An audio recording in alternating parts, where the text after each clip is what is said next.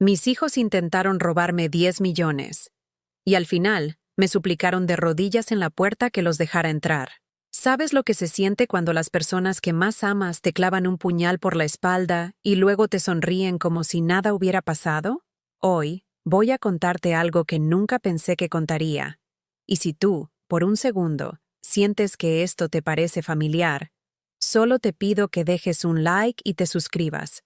Me va a ayudar a continuar desahogándome. Mi nombre es Carmen Esperanza Vázquez. Tengo 73 años y durante 45 años trabajé como maestra en una escuela primaria del centro de Guadalajara. Vivo en una casa de adobe y ladrillo rojo en la colonia Santa Tere, con un patio lleno de bugambilias moradas que planté con mis propias manos cuando mis hijos eran pequeños. Cada mañana, a las 6 en punto, me levanto a preparar café de olla en la estufa de gas azul que compré en 1985, cuando mi esposo Rodolfo aún vivía y me ayudaba a cargar las bolsas del mercado. Era un martes de octubre cuando mi mundo se desplomó como torre de naipes. Estaba sentada en mi mecedora de madera, la misma donde amamanté a Samuel y a Lucía hace más de 40 años, leyendo el periódico El Informador, mientras esperaba que hirviera el agua para mi té de manzanilla. El olor a copal del altar de mi sala se mezclaba con el aroma de las tortillas que había calentado para el desayuno, cuando escuché el sonido familiar del portón de herrería abriéndose con ese chirrido que nunca me molesté en arreglar, porque me recordaba que alguien llegaba a casa. Pero esta vez no era una visita de cariño. Samuel entró primero, con sus zapatos de cuero negro brillando bajo la luz del patio, su camisa blanca perfectamente planchada y esa expresión seria que había adoptado desde que se convirtió en contador público. Detrás de él venía Lucía, mi hija menor, con su bolsa de marca colgando del hombro, y esos lentes oscuros que nunca se quitaba, ni siquiera adentro de la casa. Ambos se movían con la rigidez de personas que habían ensayado lo que iban a decir, como actores preparándose para una obra de teatro que yo no sabía que estaba a punto de presenciar. «Mamá», dijo Samuel, sin siquiera saludarme con un beso en la mejilla como hacía desde niño, «tenemos que hablar contigo sobre algo muy importante». Lucía se acomodó en el sillón de terciopelo verde que había sido de mi suegra, cruzó las piernas y me miró con esa sonrisa que no llegaba a los ojos. «Es sobre tu situación, mamá. Estamos preocupados por ti». Yo dejé el periódico sobre la mesa de centro, junto a la foto enmarcada donde aparecemos todos en la boda de Samuel hace 8 años. En esa imagen, yo sostengo a mi nieto Diego en brazos, mientras él juega con mis aretes de perlas. Todos sonreímos genuinamente. Qué diferente se veía mi familia entonces, cuando aún creía que el amor era suficiente para mantener unidos a los que más quieres. ¿Mi situación?, pregunté, sintiendo que algo frío me subía por la espalda como cuando llueve en enero y el viento se cuela por las rendijas de las ventanas. Samuel sacó una carpeta manila de su portafolio, la misma que usaba para sus clientes en el despacho contable donde trabajaba. «Mamá, ya tienes 73 años. Esta casa es demasiado grande para ti. Tienes mucho dinero guardado sin hacer nada productivo y, bueno, a tu edad es normal que a veces se te olviden las cosas». «No se me olvida nada», repliqué, sintiendo cómo la indignación me calentaba las mejillas. Lucía se inclinó hacia adelante, con esa voz melosa que usaba cuando quería algo desde pequeña. «Claro que no, mami. Pero, ¿no sería mejor que nosotros te ayudáramos a manejar todo? Podríamos poner las cuentas a nuestro nombre también, para que cuando pase algo, no haya complicaciones legales». «¿Cuando pase algo?», repetí, sintiendo como si alguien hubiera abierto una llave de agua helada en mi estómago. Samuel abrió la carpeta y extendió varios documentos sobre la mesa. «Papá dejó una herencia considerable, mamá. 10 millones de pesos entre propiedades, ahorros e inversiones. Es mucho dinero para una persona sola». Ahí estaba, la verdad desnuda, sin disfraces ni palabras bonitas. No habían venido a visitarme porque me extrañaran. No habían venido a tomar café y preguntarme cómo había dormido. Habían venido por mi dinero. Miré los papeles que Samuel había puesto frente a mí. Documentos de cesión de bienes, poderes notariales, contratos que yo no entendía completamente, pero que intuía significaban entregar todo lo que Rodolfo y yo habíamos construido durante 35 años de matrimonio. Recordé las manos callosas de mi esposo cuando trabajaba de albañil los fines de semana para ahorrar dinero extra, cómo contábamos monedas sobre esta misma mesa cada domingo por la noche, planeando el futuro de nuestros hijos, soñando con dejarles algo mejor de lo que nosotros habíamos tenido. ¿Tú crees que te vamos a dejar gastarte todo tú sola?, dijo Lucía, y su voz sonó diferente, más dura, como si se hubiera quitado una máscara que había estado usando durante años. Con esa edad ya ni sabes lo que haces, mamá. Samuel asintió, apoyando a su hermana con la naturalidad de quien había ensayado esta conversación. Sí, mejor deja eso en manos de gente más joven, más lúcida. Es lo mejor para todos. Tú ya viviste bastante. Esas palabras cayeron sobre mí como piedras. Tú ya viviste bastante. Como si mi vida fuera una película que había llegado a su fin, y alguien hubiera decidido que era hora de apagar la pantalla. Como si mis 73 años fueran una enfermedad terminal en lugar de una acumulación de sabiduría y experiencia. Me quedé callada durante un momento que se sintió eterno, observando a estas dos personas que habían salido de mi vientre, a quienes había cargado en brazos durante noches enteras cuando tenían fiebre, a quienes había defendido de maestros injustos y amigos crueles, a quienes había enseñado a caminar, a leer, a ser buenos seres humanos. Ahora estaban sentados en mi sala, rodeados por los recuerdos de una familia feliz, hablándome como si fuera una extraña molesta que había overstayed her welcome en su propia vida.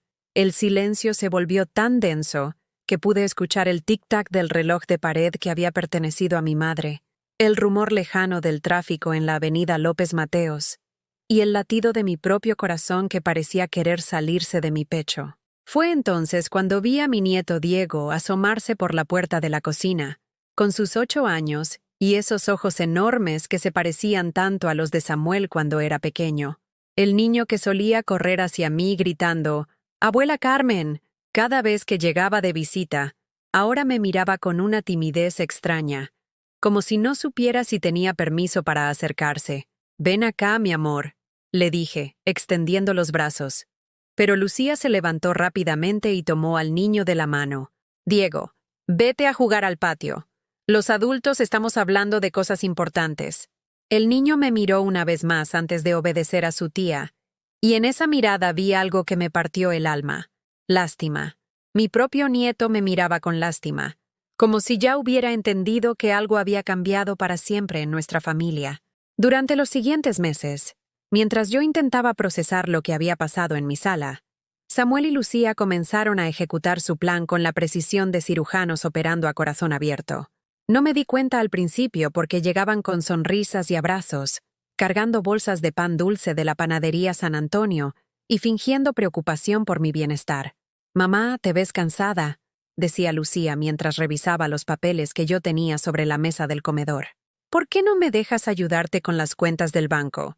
Nada más para que no te estreses tanto».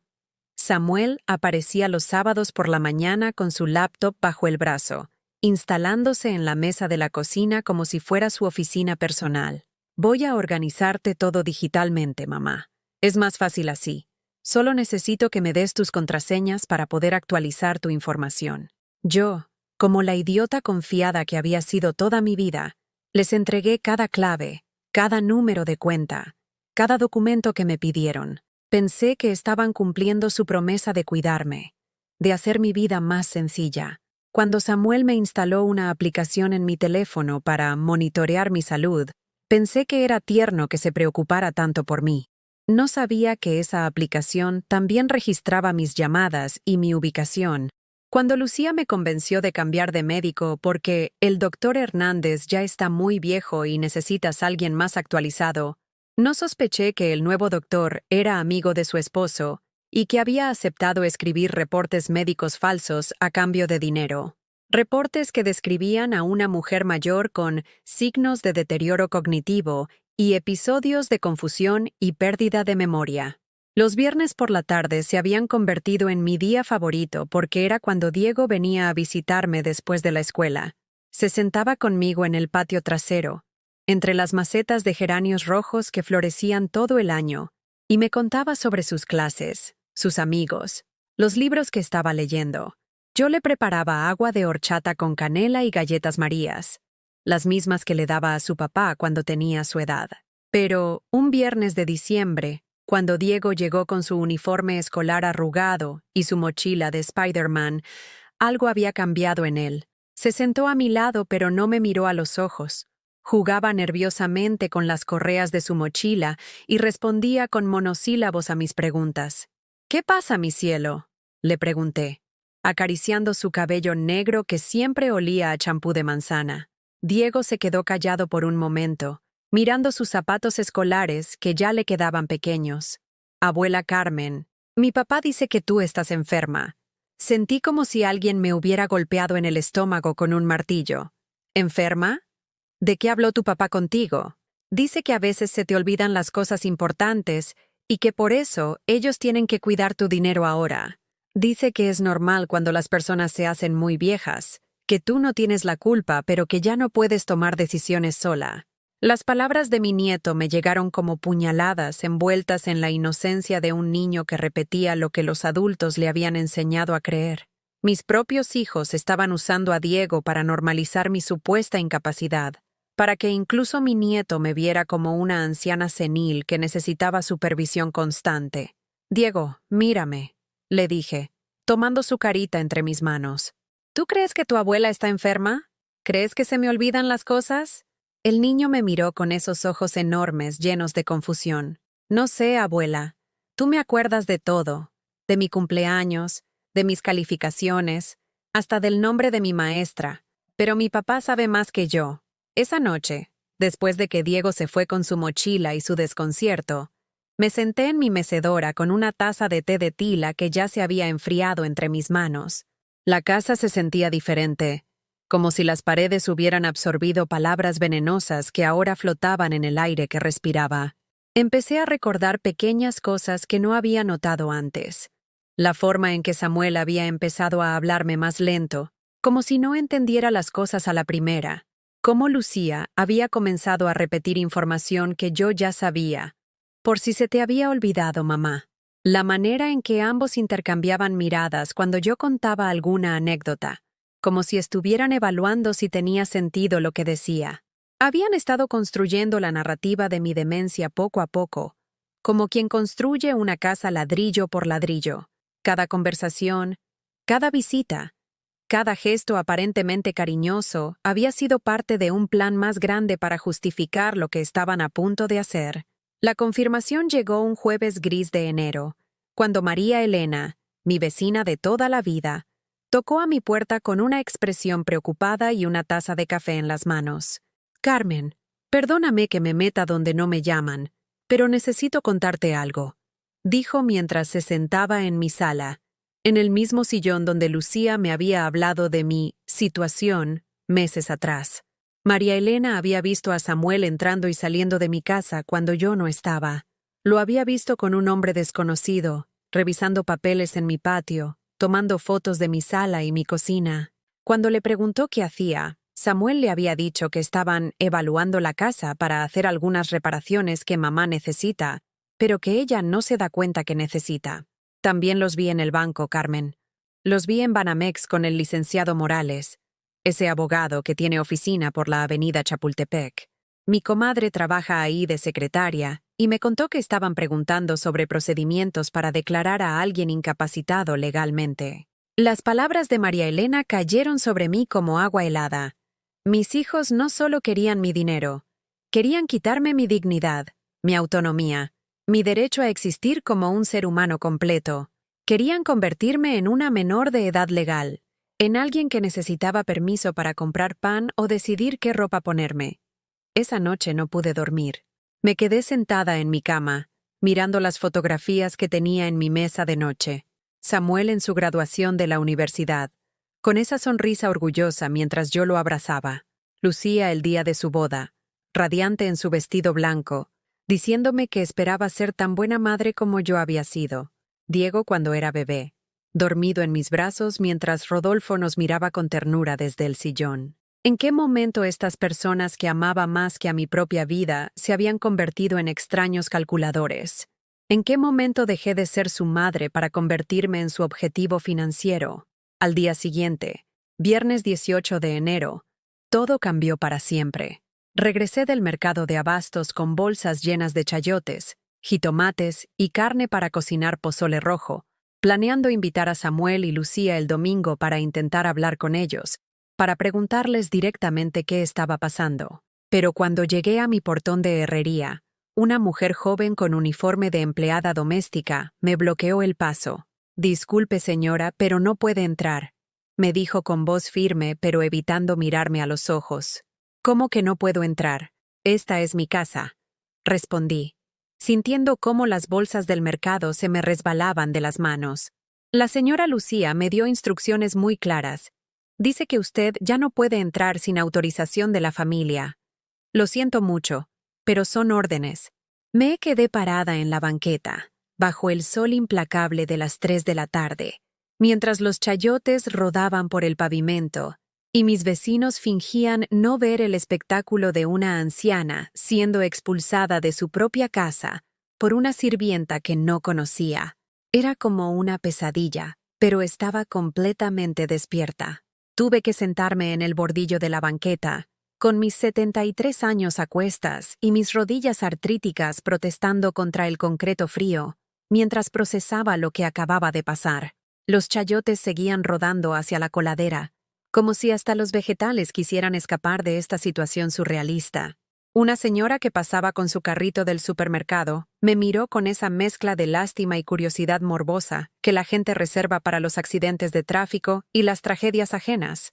«¿Se encuentra bien, señora?», me preguntó doña Esperanza, la vecina de enfrente, que había salido a regar sus plantas como excusa para ver qué escándalo se estaba desarrollando en mi casa. ¿Cómo explicarle que mis propios hijos me habían echado de mi hogar como si fuera una inquilina morosa? ¿Cómo contarle que la mujer que había criado a esos niños, que había sacrificado sus propios sueños para pagar sus colegiaturas y sus uniformes escolares, ahora estaba sentada en la calle porque ellos habían decidido que ya era estorbo? «Estoy bien, gracias», mentí, porque a los 73 años una aprende que hay dolores que no se comparten con extraños, por muy vecinos que sean. Doña Esperanza siguió regando sus begonias, pero yo sabía que sus oídos estaban más atentos a mi drama que a las necesidades de sus plantas. En los barrios como el nuestro, los chismes viajan más rápido que las ambulancias, y para el lunes toda la colonia Santa Tere sabría que Carmen Vázquez había sido botada de su casa por sus propios hijos. Saqué mi teléfono Nokia, ese modelo viejo que Samuel siempre me decía que cambiara por algo más moderno, y marqué el número de Aurelia Sandoval, mi amiga de la juventud con quien había perdido contacto después de que enviudé. Aurelia había sido maestra conmigo en la primaria Benito Juárez durante 15 años, hasta que se jubiló y se mudó a una casita en la colonia americana. «Carmen, ¡qué sorpresa! Hacía años que no sabía de ti», respondió con esa voz cálida que me recordó inmediatamente por qué habíamos sido tan amigas. «Aurelia, necesito pedirte un favor muy grande. ¿Podrías recibirme en tu casa por unos días? Tengo un problema familiar y no tengo dónde quedarme». Hubo un silencio del otro lado de la línea, pero no fue el silencio incómodo de alguien buscando excusas. Fue el silencio de una mujer calculando rápidamente cómo acomodar a una amiga en crisis. «Claro que sí, Carmen. Ven para acá inmediatamente. ¿Necesitas que vaya por ti?»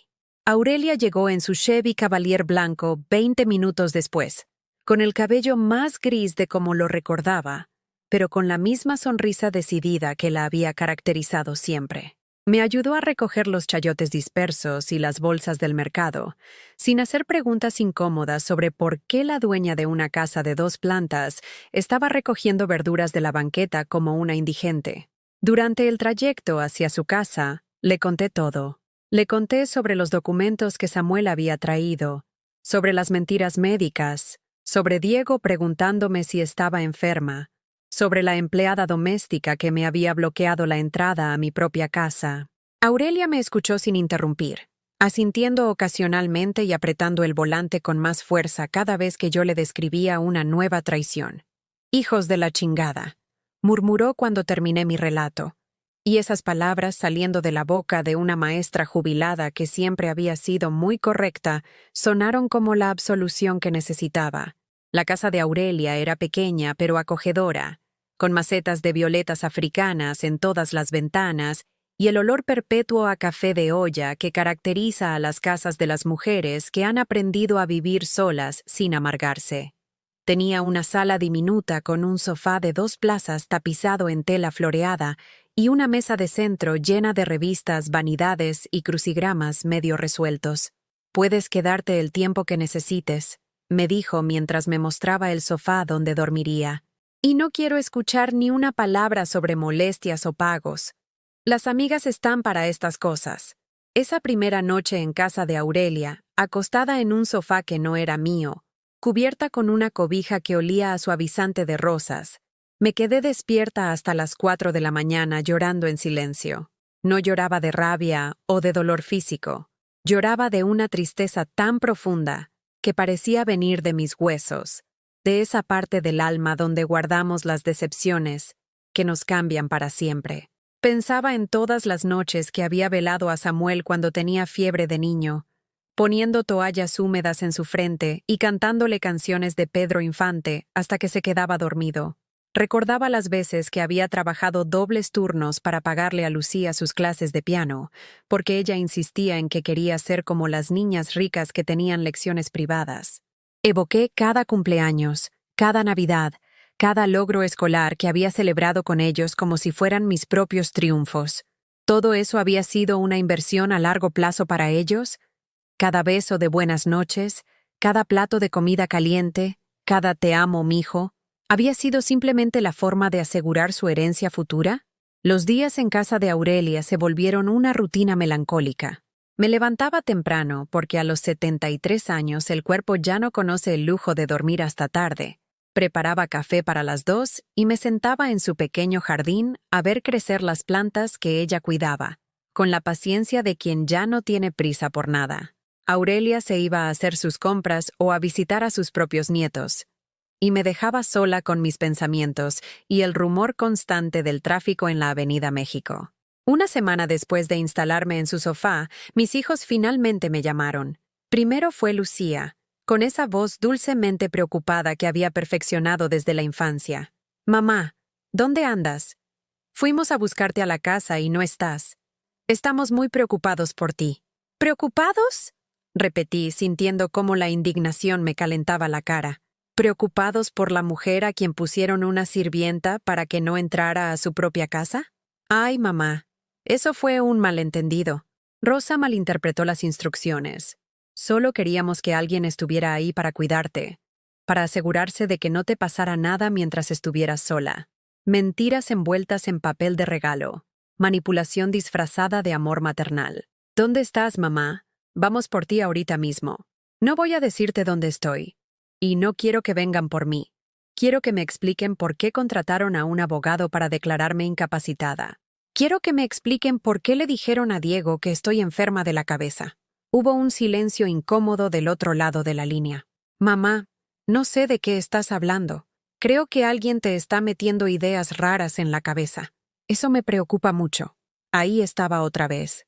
La insinuación de que mi mente no funcionaba correctamente, de que mis sospechas eran producto de la demencia senil que ellos habían inventado para justificar su traición. Samuel me llamó 2 días después, con una estrategia diferente. Ya no era el hijo preocupado.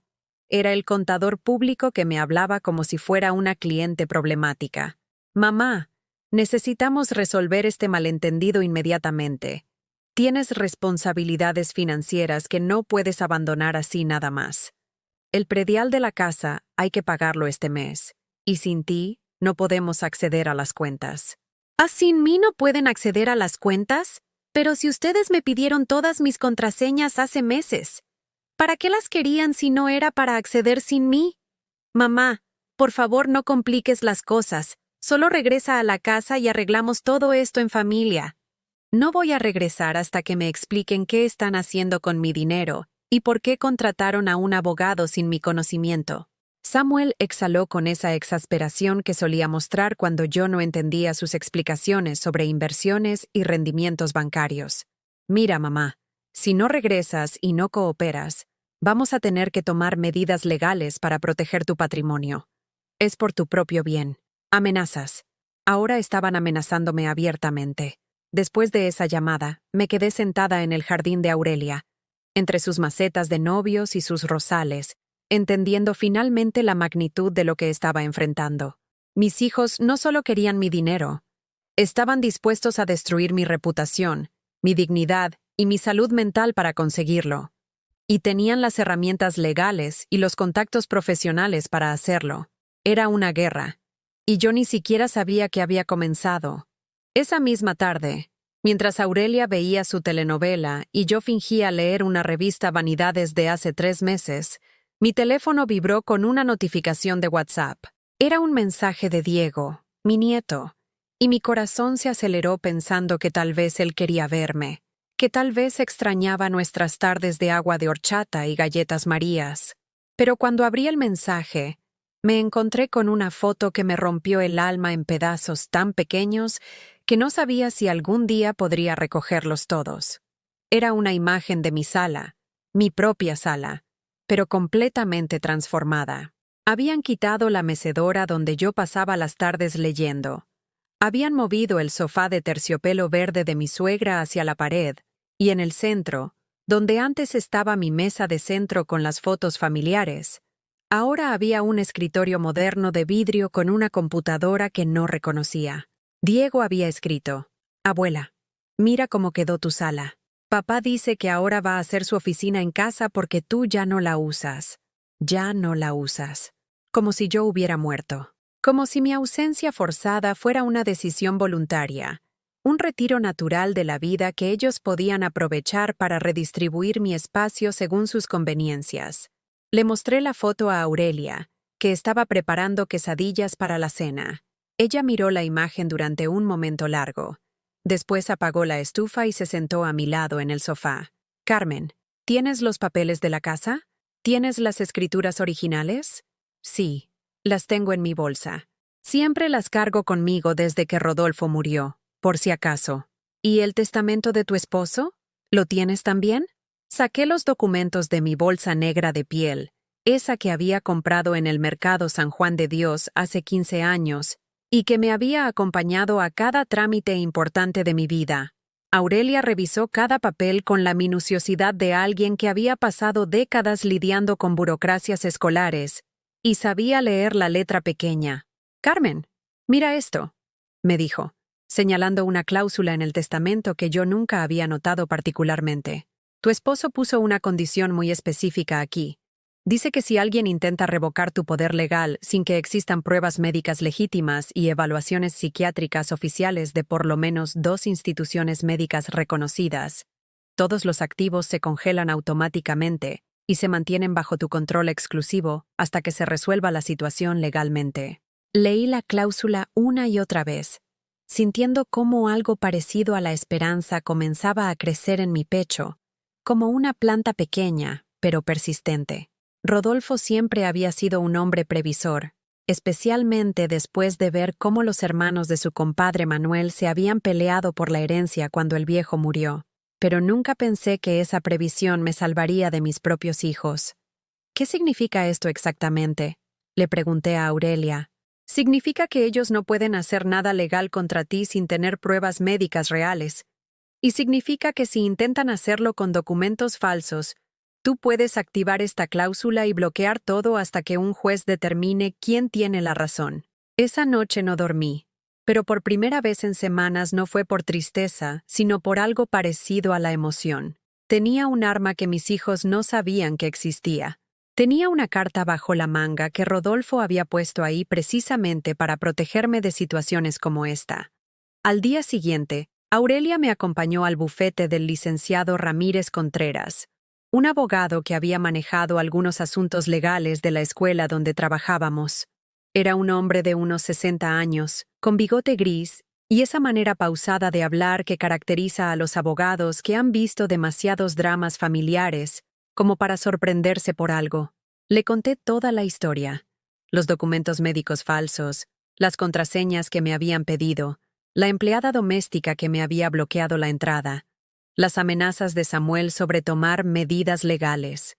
El licenciado Ramírez me escuchó tomando notas ocasionales en un cuaderno amarillo que parecía haber vivido tantas tragedias familiares como él. Señora Vázquez, lo que sus hijos están intentando hacer se llama abuso patrimonial de adultos mayores, y es un delito federal, me dijo cuando terminé mi relato. Pero la cláusula que su esposo incluyó en el testamento es extraordinariamente inteligente. Con esto, podemos no solo proteger su patrimonio, sino también demostrar que las acusaciones de incapacidad mental son falsas y maliciosas. El proceso fue más simple de lo que esperaba. El licenciado Ramírez contactó al notario que había manejado el testamento original de Rodolfo, un hombre que nos conocía desde hacía décadas y que recordaba perfectamente las conversaciones que había tenido con mi esposo sobre proteger a Carmen de buitres que podrían aprovecharse de su viudez.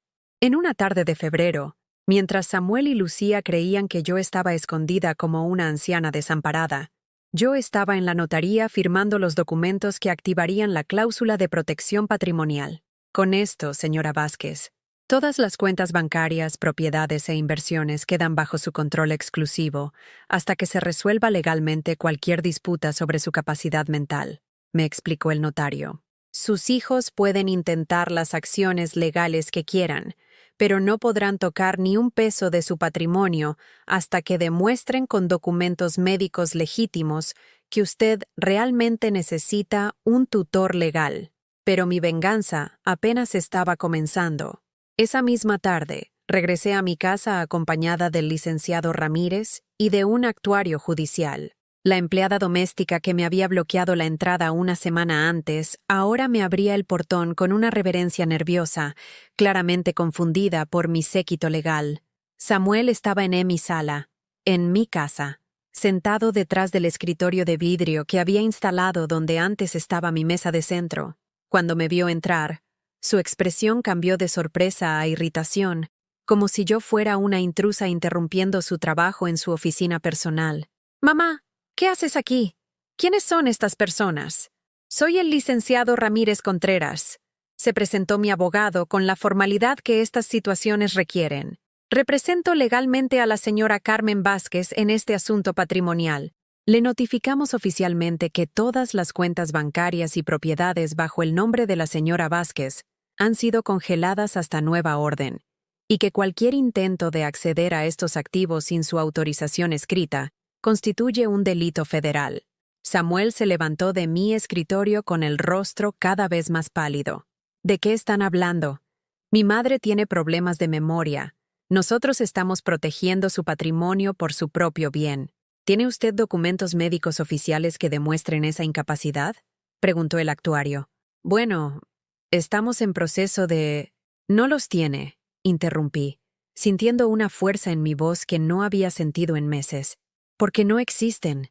Porque no estoy enferma, Samuel.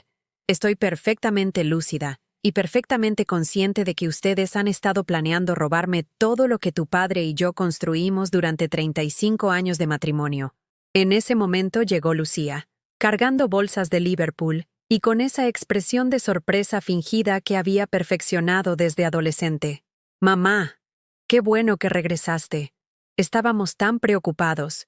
«Señora», la interrumpió el licenciado Ramírez, «usted también está notificada oficialmente sobre la protección patrimonial activada. Cualquier documentación que hayan presentado ante cualquier instancia legal para declarar incapacitada a su madre será investigada por fraude documental si no cuenta con las evaluaciones médicas apropiadas». Vi cómo Lucía y Samuel intercambiaron una mirada que lo decía todo. Había pánico en sus ojos, la comprensión súbita de que su plan cuidadosamente elaborado se estaba desmoronando como castillo de arena bajo la lluvia.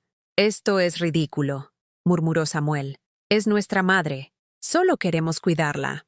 «Entonces», respondí, sintiendo cómo cada palabra me devolvía un pedazo de mi dignidad, «demuéstrenme ese cuidado respetando mis decisiones y dejando de tratarme como si fuera una niña incapaz de manejar su propia vida». Pero yo sabía que esto era solo el principio. La guerra real apenas estaba comenzando.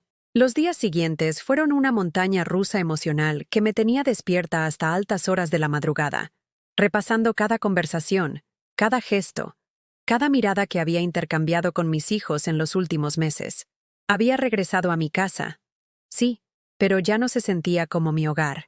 Se sentía como un campo de batalla donde cada rincón guardaba recuerdos de la familia que pensé que tenía, y evidencias de la traición que realmente había estado viviendo. Samuel y Lucía no se fueron de inmediato después de la notificación legal. Se quedaron esa primera noche, circulando por mi casa como fantasmas incómodos, susurrando entre ellos en la cocina mientras yo fingía ver televisión en la sala. Los escuchaba hacer llamadas telefónicas en voz baja, probablemente contactando al abogado corrupto que habían contratado para planear mi incapacitación legal. No puede ser tan difícil. Escuché que Samuel le decía a alguien por teléfono desde el patio trasero. Es una vieja de 73 años. Tiene que haber alguna forma de demostrar que no está en sus 5 sentidos. Esas palabras se me clavaron como espinas. Una vieja de 73 años.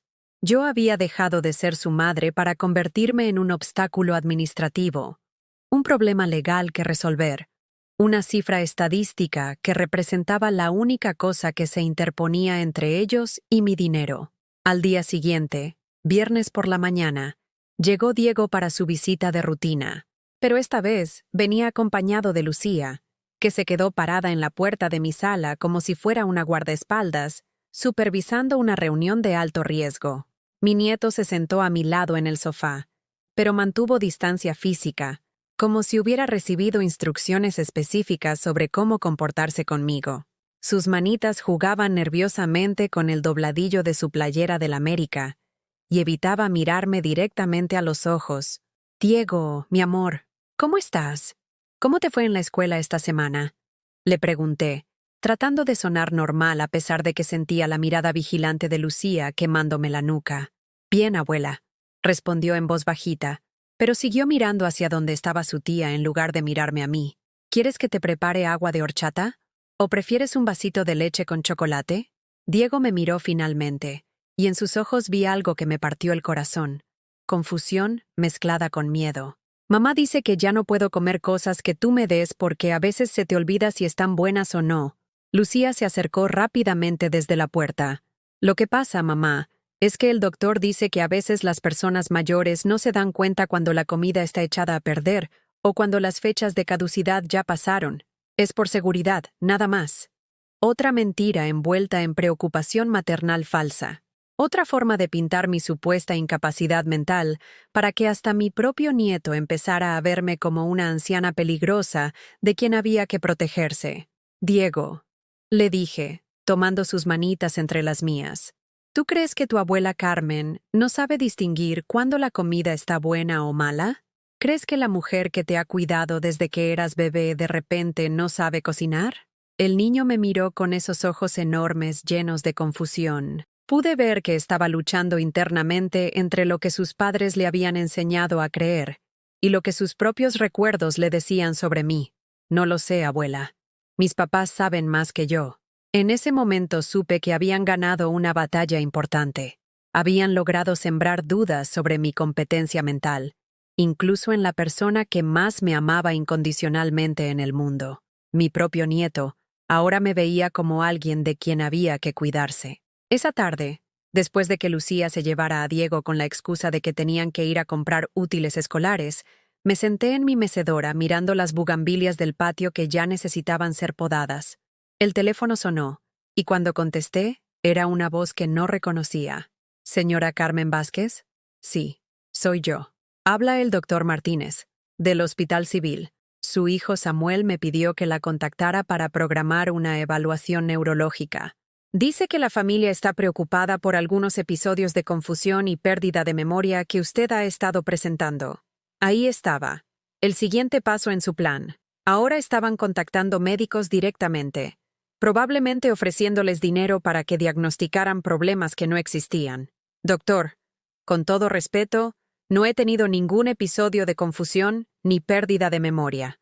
No necesito ninguna evaluación neurológica, y no autorizo que mi hijo haga citas médicas en mi nombre. Señora, entiendo su resistencia, pero a veces las personas que están desarrollando problemas cognitivos no se dan cuenta de sus propios síntomas. Sería recomendable que...». Colgué el teléfono. Mis manos temblaban, no de senilidad, sino de indignación pura. ¿Hasta dónde estaban dispuestos a llegar?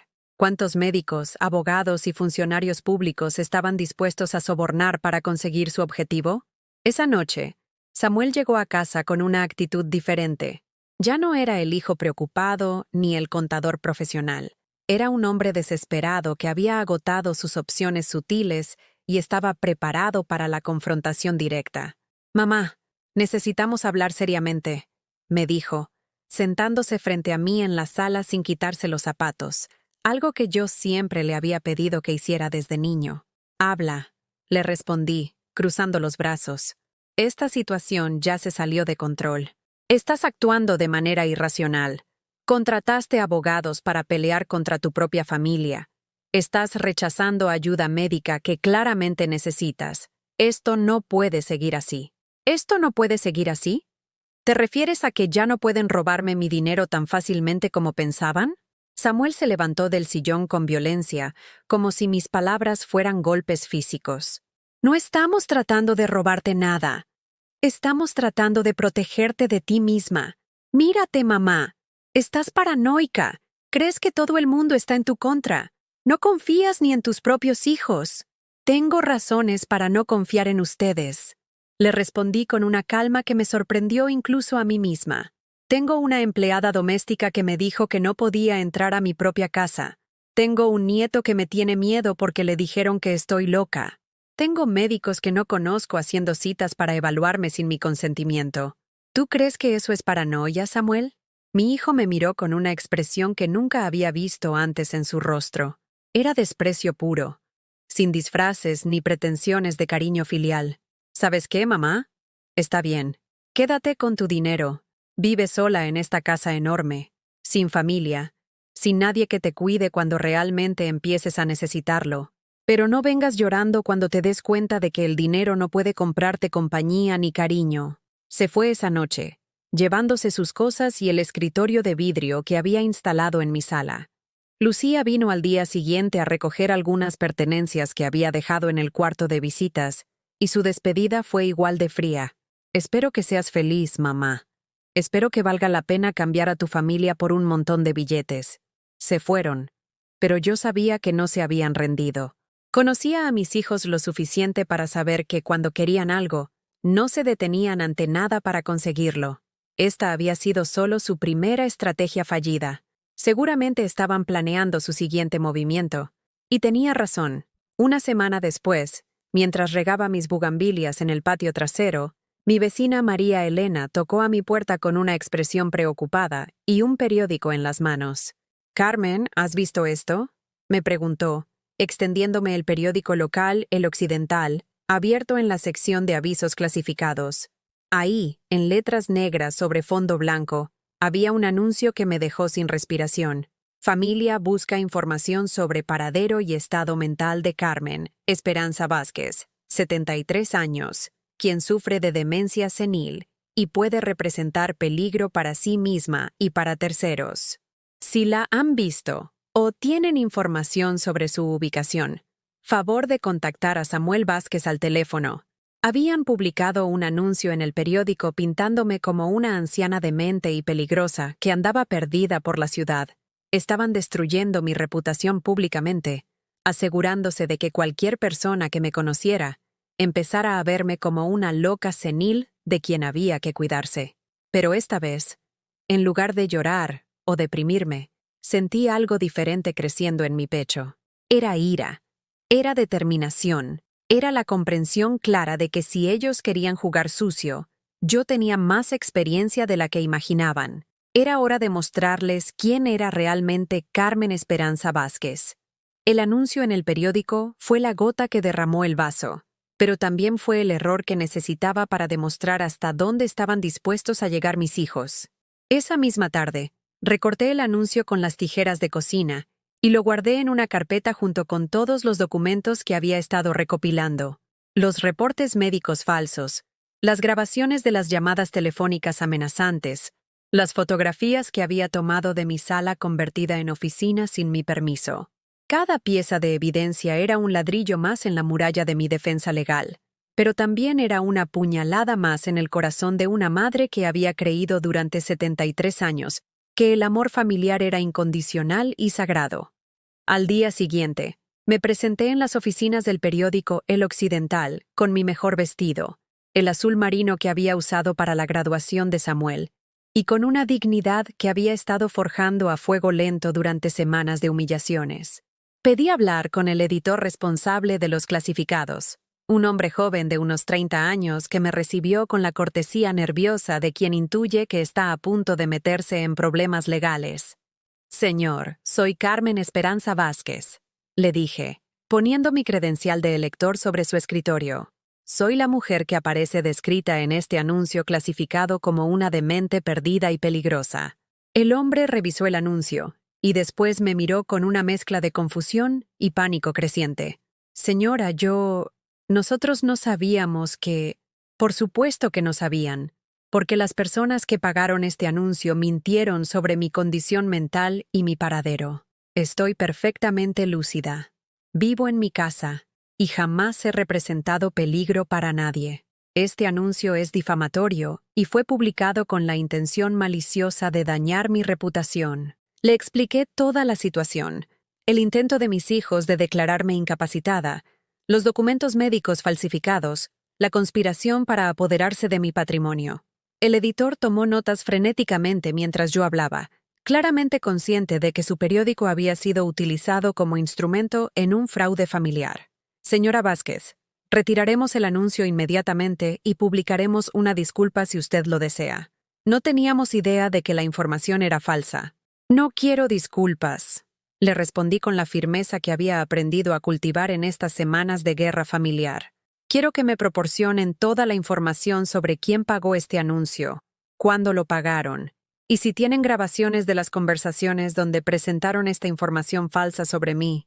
El editor me entregó copias de todo: el recibo de pago a nombre de Samuel, la transcripción de la llamada telefónica donde él había descrito mi supuesta demencia con detalles elaborados y convincentes, incluso una copia del cheque con el que había pagado el anuncio.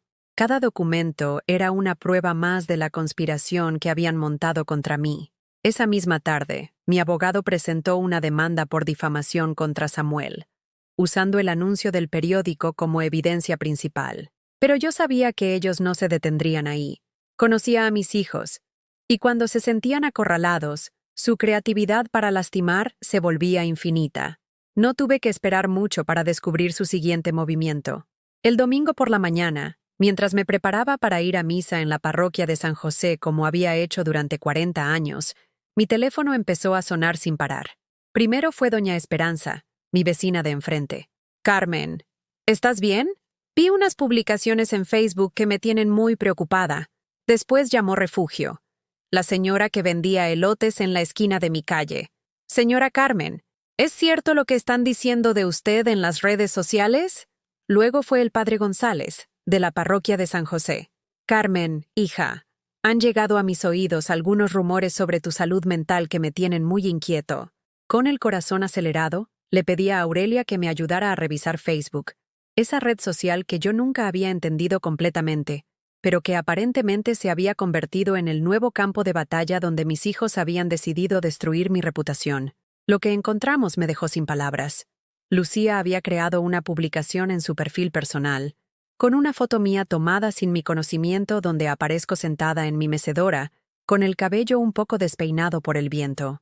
La foto estaba acompañada de un texto que me hizo temblar de indignación. «Con mucho dolor en el corazón, comparto con ustedes que mi mamá Carmen está pasando por un proceso de deterioro mental muy fuerte.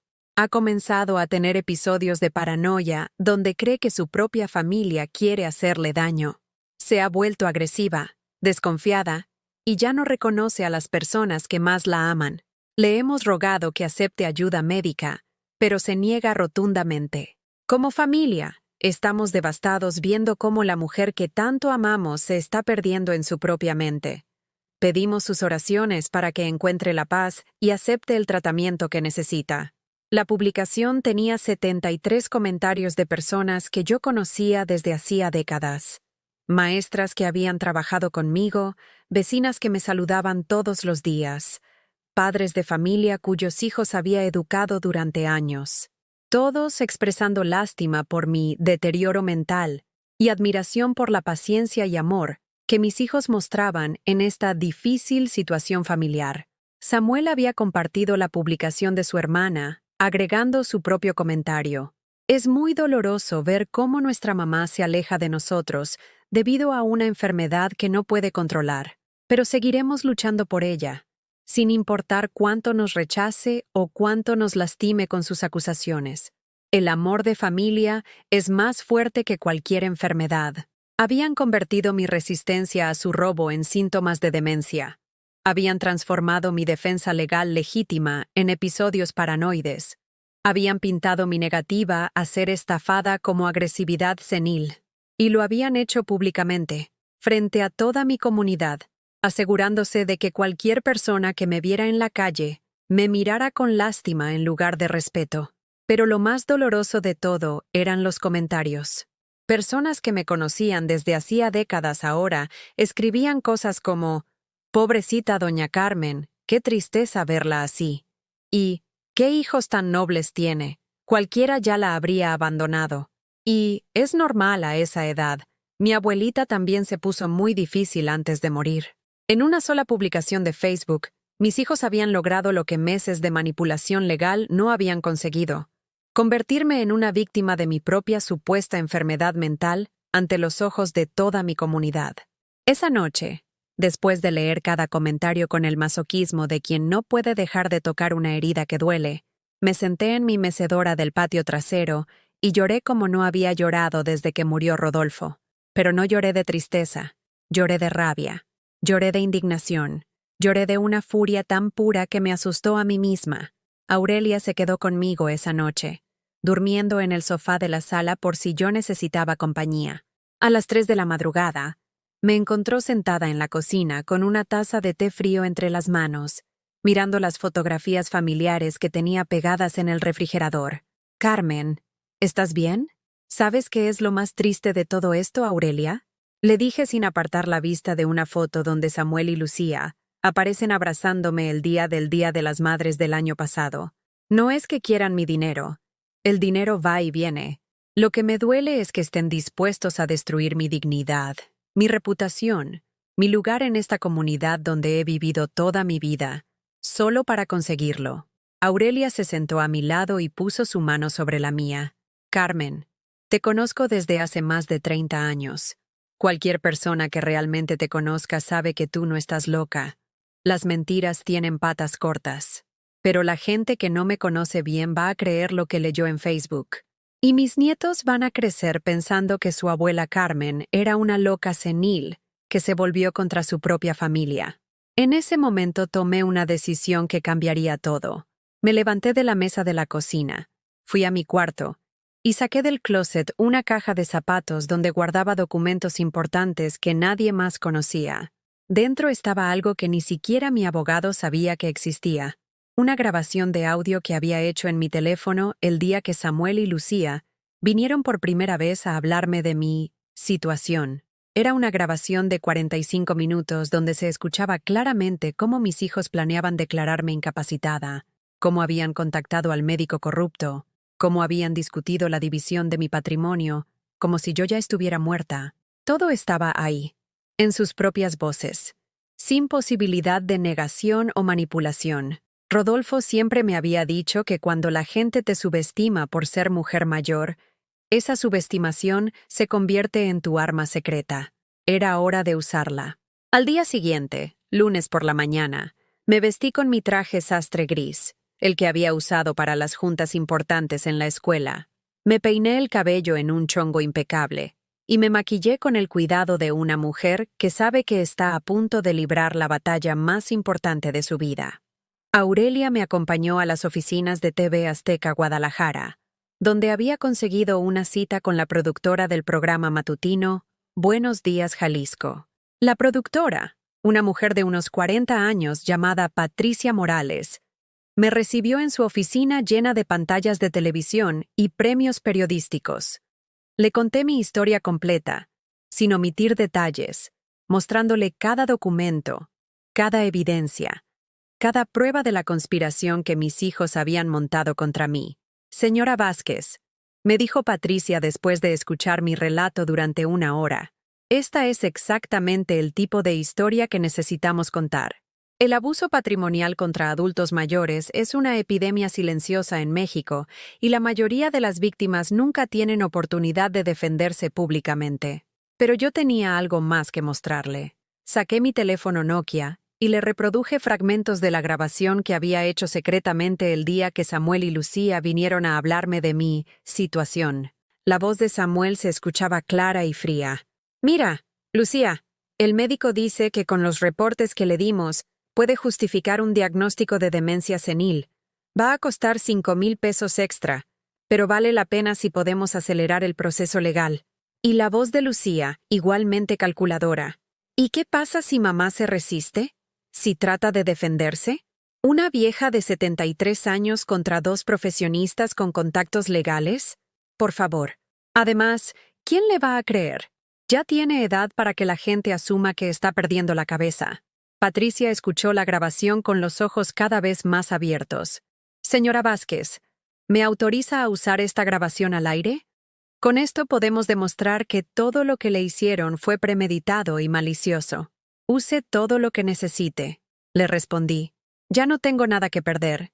Y tal vez mi historia pueda ayudar a otras personas que están pasando por lo mismo».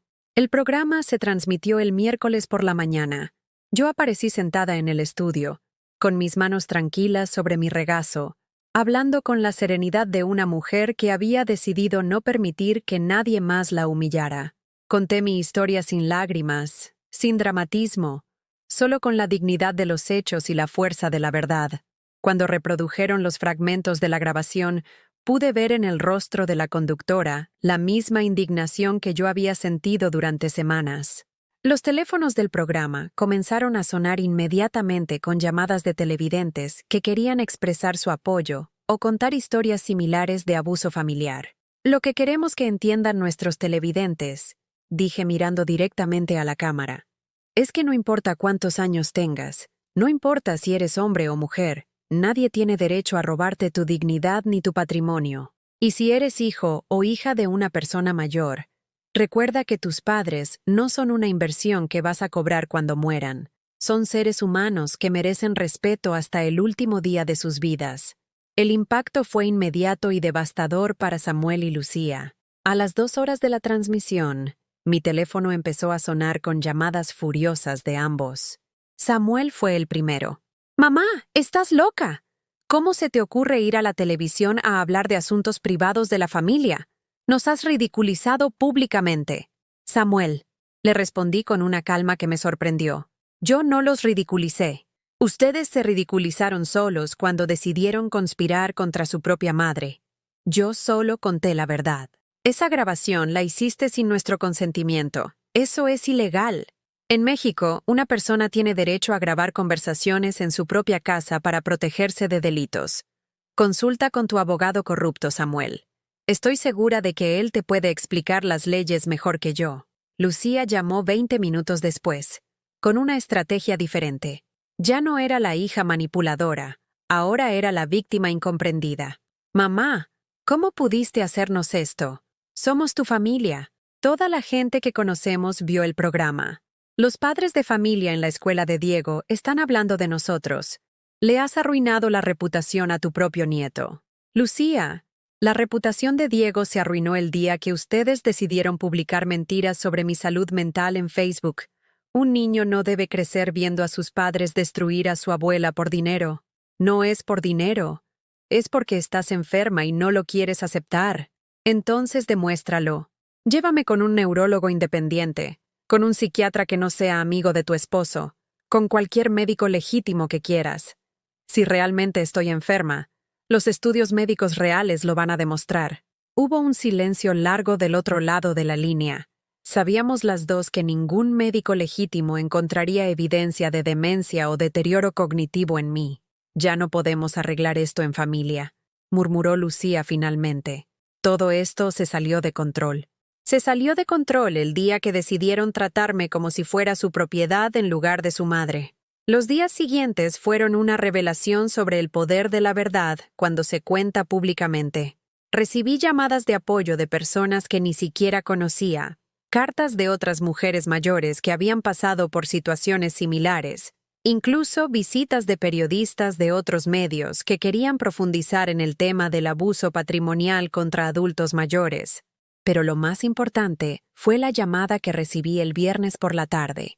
Era de la Fiscalía Especializada en Delitos contra Adultos Mayores, informándome que habían abierto una investigación oficial contra Samuel y Lucía por fraude, falsificación de documentos y abuso patrimonial. La grabación que había transmitido en televisión era evidencia suficiente para iniciar un proceso penal. Señora Vázquez, me explicó la fiscal, con la evidencia que usted ha proporcionado, podemos proceder criminalmente contra sus hijos. Si se demuestra su culpabilidad, enfrentarían entre 5 y 12 años de prisión, además de la pérdida permanente de cualquier derecho hereditario sobre su patrimonio.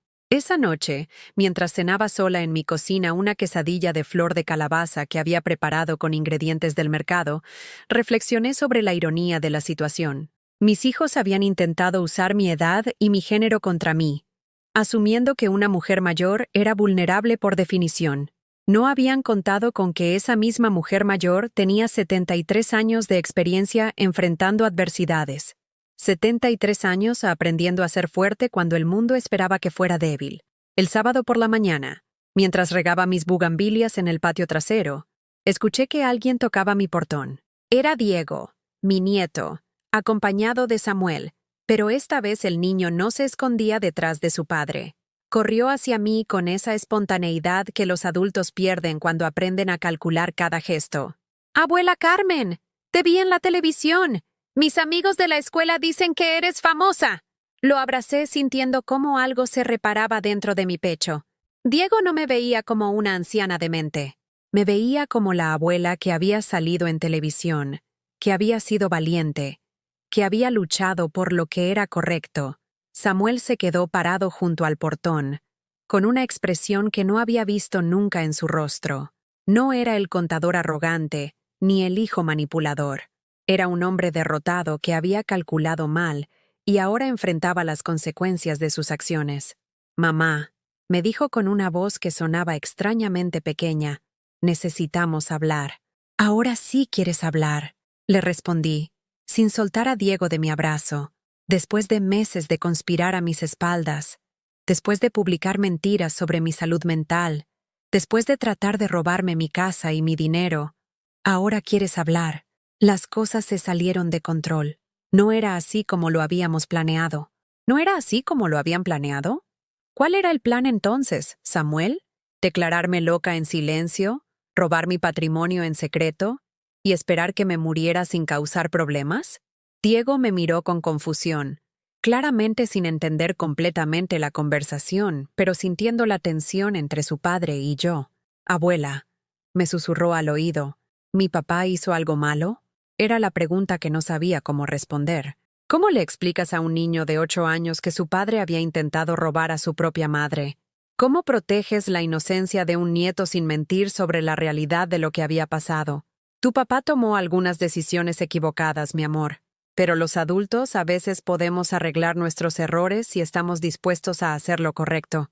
Miré a Samuel directamente a los ojos.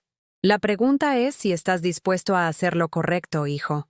Samuel se quedó en silencio durante un momento que se sintió eterno, mirando a su hijo que seguía abrazado a mí con la confianza inocente de quien no entiende completamente las traiciones adultas, pero sí reconoce el amor genuino.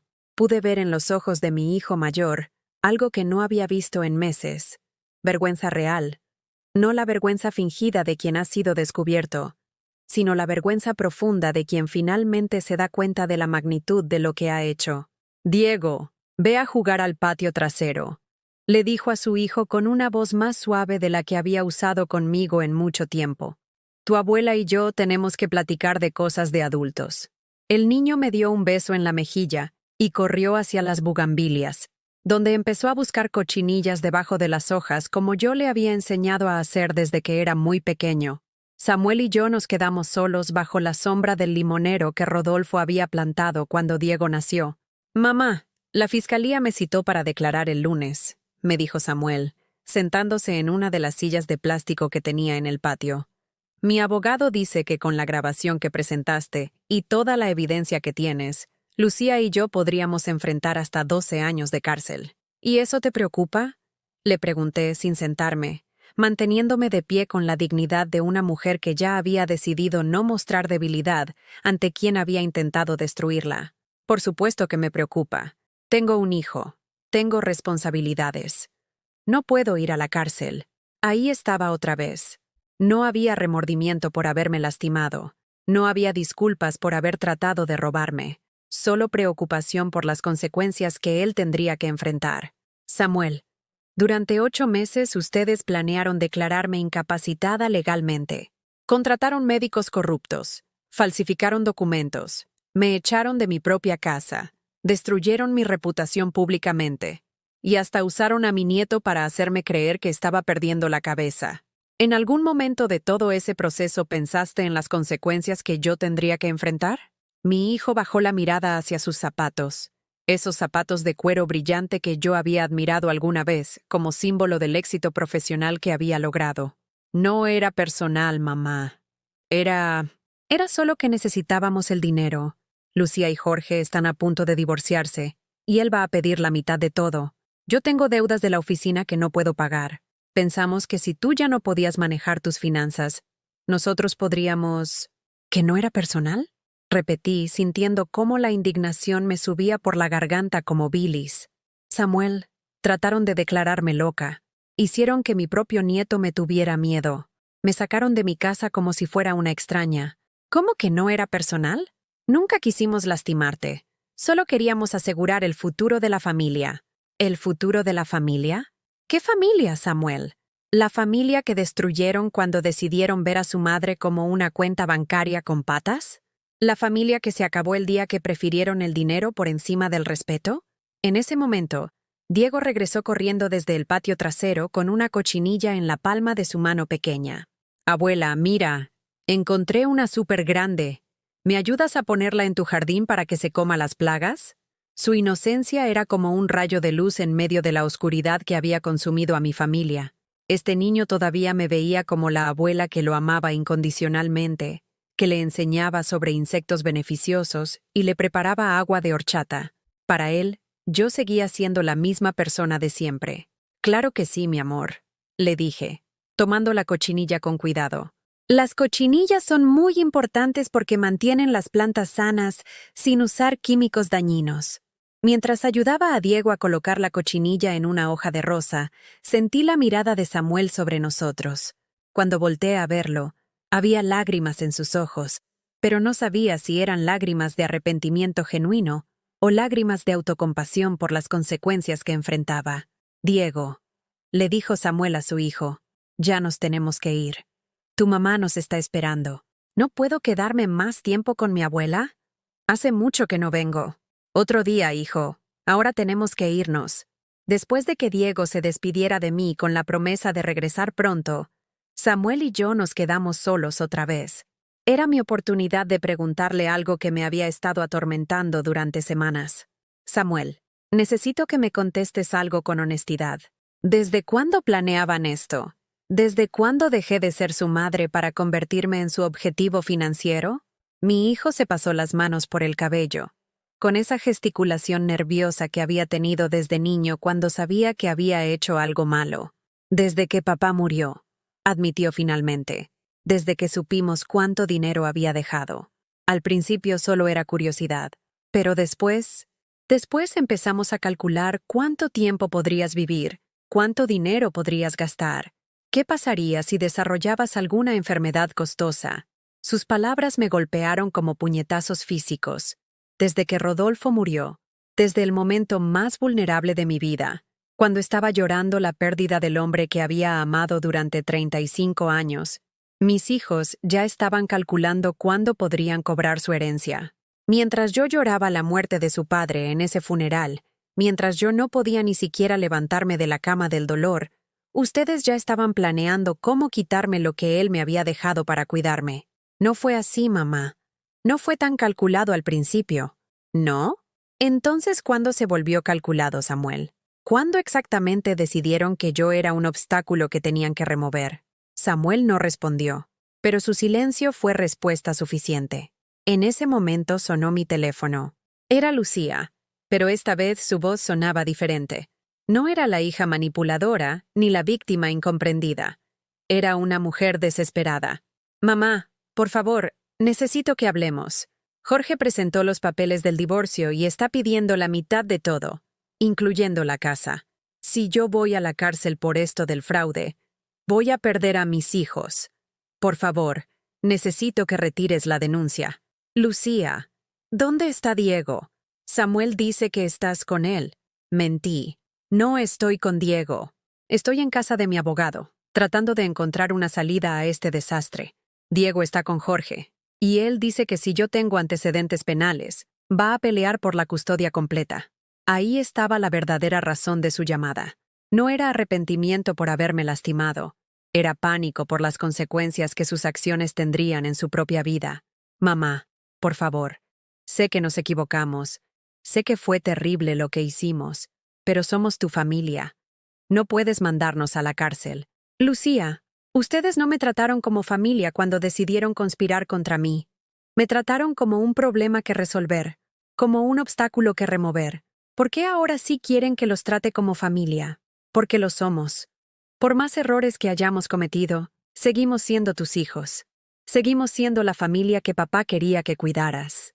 Art, la mención de Rodolfo fue como un golpe bajo. Un intento desesperado de manipular mis emociones usando la memoria del hombre que más había amado en la vida. No menciones a tu padre, le dije con una frialdad que me sorprendió. Tu padre me dejó protegida específicamente contra lo que ustedes trataron de hacerme. Él sabía que podía haber familiares sin escrúpulos que trataran de aprovecharse de mi viudez, pero nunca imaginó que esos familiares serían sus propios hijos. Hubo un silencio largo del otro lado de la línea. ¿Qué quieres que hagamos, mamá? ¿Qué necesitas para perdonarnos? Era la primera vez en meses que uno de mis hijos me preguntaba qué necesitaba yo, en lugar de decirme qué necesitaban ellos. Quiero una disculpa pública, le dije, mirando a Samuel que seguía sentado en la silla de plástico, escuchando mi conversación. Quiero que publiquen en el mismo Facebook donde me difamaron una disculpa completa, admitiendo que mintieron sobre mi salud mental, que no estoy enferma, que todo lo que hicieron fue un intento de apropiarse de mi patrimonio ilegalmente. Mamá, y quiero que Diego sepa la verdad.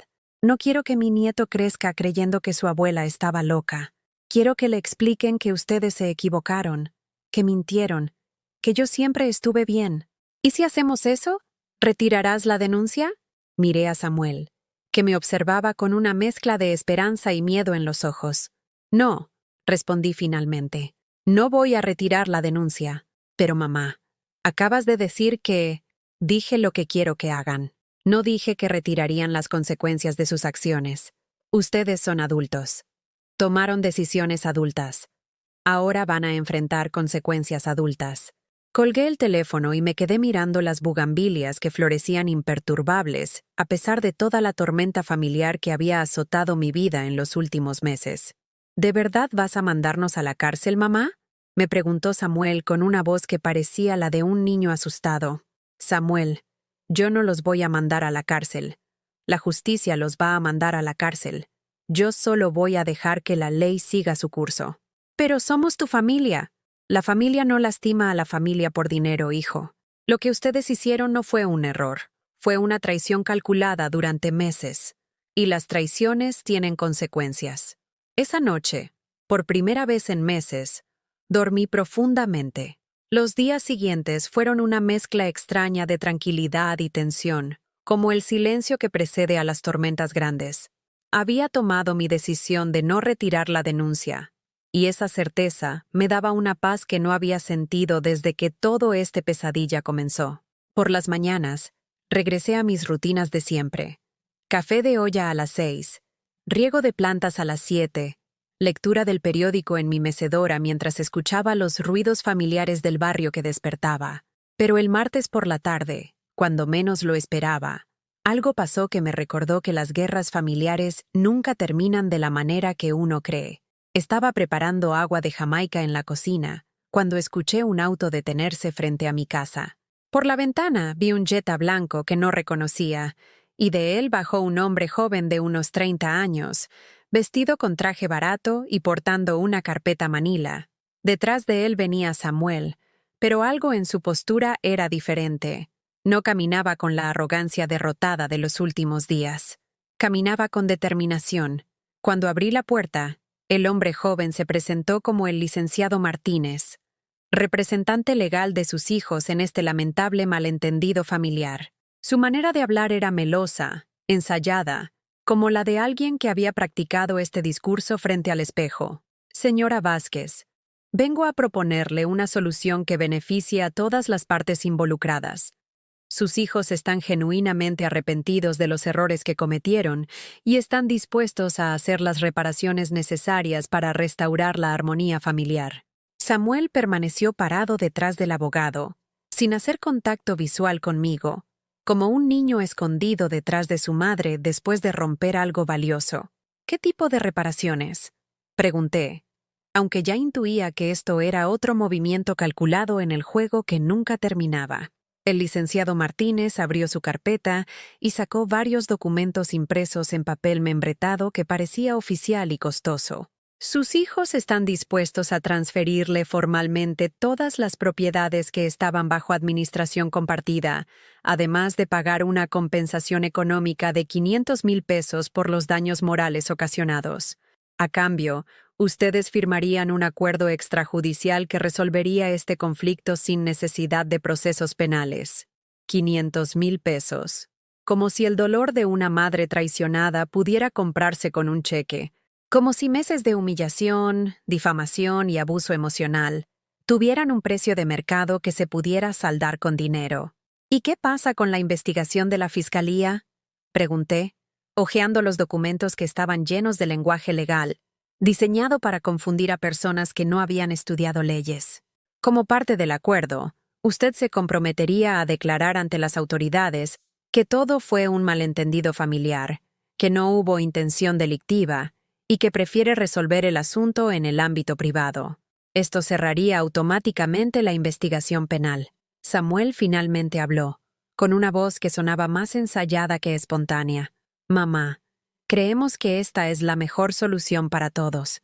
Nosotros reconocemos nuestros errores. Tú recibes una compensación justa, y la familia puede empezar a sanar sin que nadie termine en la cárcel. Los miré a ambos durante un momento largo, sintiendo cómo algo frío y calculador se cristalizaba en mi pecho. Esto no era arrepentimiento. Esto era negociación. Habían venido a comprar mi silencio, a ponerle precio a mi dignidad, a convertir su traición en una transacción comercial que les permitiera escapar de las consecuencias legales de sus acciones. ¿Puedo preguntarles algo?, dije finalmente, sentándome en mi mecedora mientras ellos permanecían de pie en mi sala. Por supuesto, señora Vázquez, respondió el abogado con esa sonrisa profesional que se enseña en las escuelas de leyes. Si yo hubiera sido realmente una anciana con demencia, como ustedes decían, ¿habrían venido a ofrecerme este acuerdo? ¿O simplemente habrían procedido con su plan original hasta dejarme en un asilo mientras se repartían mi herencia? La pregunta flotó en el aire como humo tóxico. El licenciado Martínez intercambió una mirada rápida con Samuel, y en esa fracción de segundo pude ver la respuesta que ninguno de los dos se atrevería a verbalizar. Señora Vázquez, lo importante es el presente, no especulaciones sobre escenarios hipotéticos. No es hipotético, lo interrumpí. Durante 8 meses, ustedes procedieron como si yo fuera exactamente esa anciana demente e indefensa. La única razón por la que ahora estoy sentada aquí negociando con ustedes en lugar de estar internada en un hospital psiquiátrico es porque resulté ser más inteligente y más preparada de lo que calcularon. Samuel se movió incómodamente, como si mis palabras fueran piedras que le estuvieran pegando en el cuerpo. Mamá, ya no importa lo que pudo haber pasado. Lo que importa es que podemos arreglar esto y seguir adelante como familia. ¿Como familia?, repetí, sintiendo cómo una risa amarga me subía desde el estómago. Samuel, ¿tú realmente crees que después de todo lo que pasó podemos volver a ser una familia normal? ¿Crees que puedo sentarme en la mesa de Navidad contigo y con Lucía fingiendo que no sé de lo que son capaces cuando quieren dinero? El licenciado Martínez trató de retomar el control de la conversación. Señora Vázquez, entiendo que han sido meses muy difíciles para usted, pero los acuerdos extrajudiciales existen precisamente para reparar este tipo de daños familiares sin destruir completamente las relaciones. Con el tiempo, las heridas sanan. Las heridas sanan, lo interrumpí otra vez, pero las traiciones dejan cicatrices permanentes. Y lo que mis hijos hicieron no fue una herida accidental, fue una traición planificada y ejecutada con precisión quirúrgica. Me levanté de mi mecedora y fui hacia la repisa donde tenía las fotografías familiares que una vez había guardado con tanto cariño. Tomé la foto de la graduación de Samuel, donde yo aparezco abrazándolo con orgullo maternal, mientras él sonríe con su título en la mano. ¿Sabes qué es lo más triste de todo esto, Samuel? Que en esta foto, tú me miras como si yo fuera la persona más importante del mundo, y yo te miro como si tú fueras mi mayor logro en la vida. ¿En qué momento esa mujer de la foto se convirtió en un obstáculo que había que remover? Samuel no respondió, pero pude ver cómo sus ojos se llenaban de lágrimas que parecían genuinas por primera vez en meses. ¿Sabes cuál va a ser mi respuesta a su propuesta, licenciado? Continué, dirigiéndome al abogado que ya parecía menos seguro de su estrategia negociadora. ¿Cuál, señora Vázquez? No. Pero, señora, 500,000 pesos es una oferta muy generosa, considerando que no me interesa su dinero, no me interesa su acuerdo, y definitivamente no me interesa ayudarlos a escapar de las consecuencias de sus acciones. El licenciado Martínez cerró su carpeta con un gesto que pretendía ser dramático, pero que solo resultó patético. Señora Vázquez, quiero que entienda que si rechaza esta oferta y el proceso penal continúa, sus hijos enfrentarían penas de prisión que podrían arruinar sus vidas profesionales para siempre. Samuel perdería su licencia de contador público. Lucía podría perder la custodia de sus hijos. Licenciado, le dije con una calma que me sorprendió. Mis hijos son adultos que tomaron decisiones adultas. Si esas decisiones tienen consecuencias que arruinen sus vidas profesionales, esas son consecuencias que ellos mismos se ganaron. Samuel finalmente explotó. Mamá, somos tu familia. No puedes mandarnos a la cárcel por dinero. ¿Por dinero? Repetí, sintiendo cómo la indignación me calentaba las mejillas. Samuel, ustedes son los que hicieron todo esto por dinero. Yo estoy haciendo esto por dignidad, por respeto, por la idea de que las acciones tienen consecuencias y de que nadie, ni siquiera los hijos, tienen derecho a destruir a sus padres cuando les conviene. Pero vas a destruir a tu propia familia. Mi familia se destruyó el día que ustedes decidieron conspirar contra mí. Yo no estoy destruyendo nada. Estoy simplemente permitiendo que la justicia tome su curso. Esa noche, después de que Samuel y su abogado se fueran con las manos vacías y las colas entre las patas, me senté en mi patio trasero con una taza de té de manzanilla, mirando las estrellas que brillaban sobre Guadalajara como testigos silenciosos de todos los dramas humanos que se desarrollaban bajo su luz.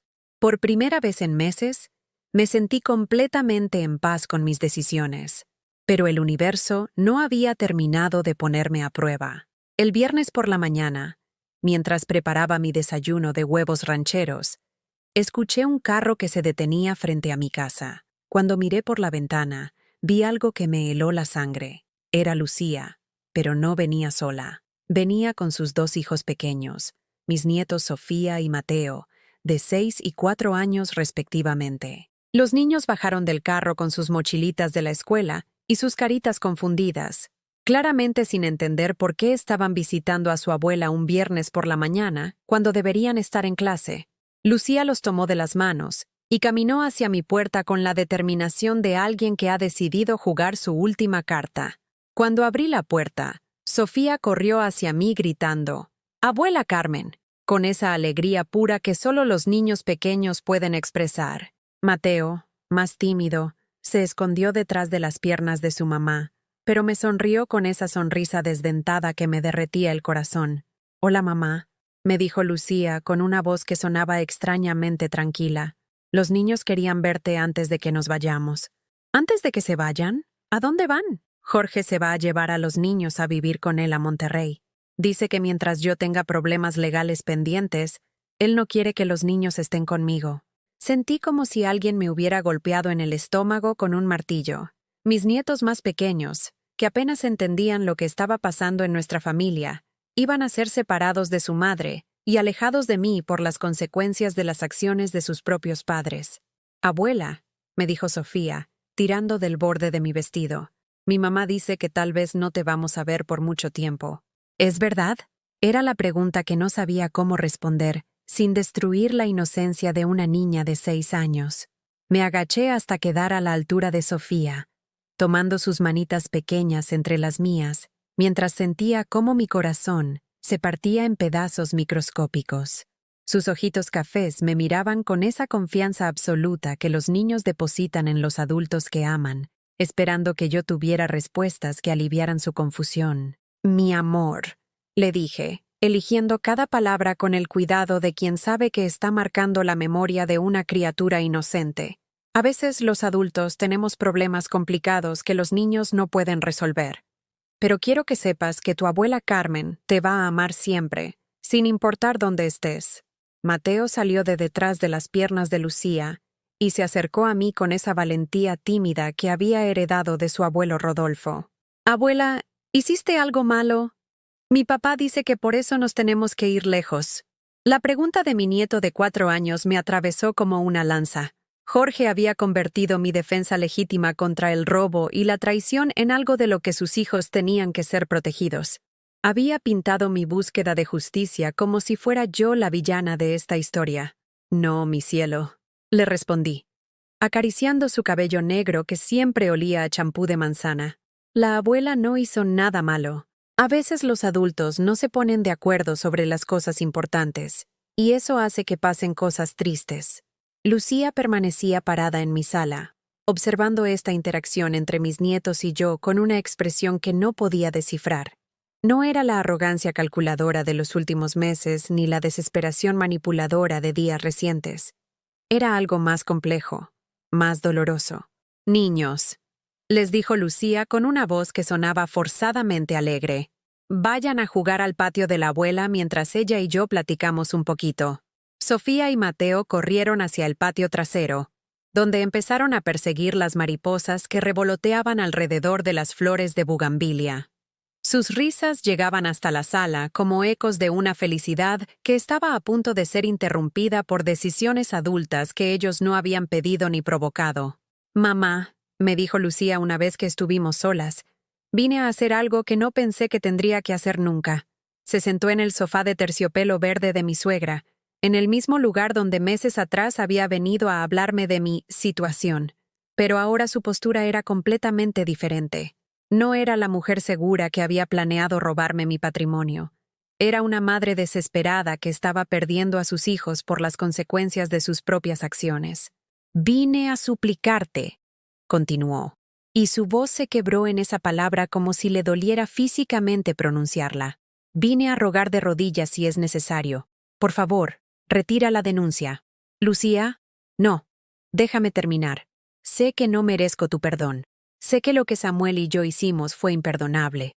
Pero mis hijos no merecen pagar por nuestros errores». Sofía llora todas las noches preguntando por qué su papá dice que su mamá es una mala persona. Mateo ha empezado a hacerse pipí en la cama otra vez desde que comenzó todo este proceso legal.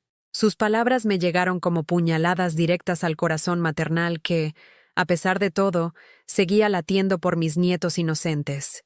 Jorge ya tiene todo arreglado para llevárselos a Monterrey mañana por la mañana. Dice que mientras yo tenga una investigación criminal pendiente, él no va a permitir que los niños vivan en un ambiente tóxico e inestable. Sus palabras exactas.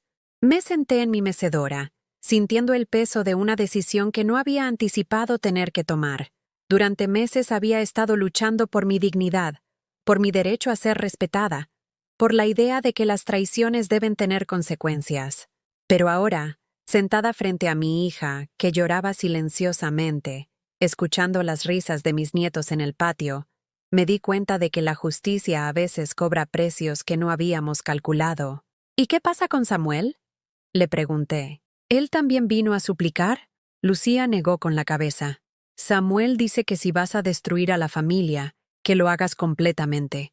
Dice que ya no le importa ir a la cárcel, porque de todas formas ya perdió a su madre.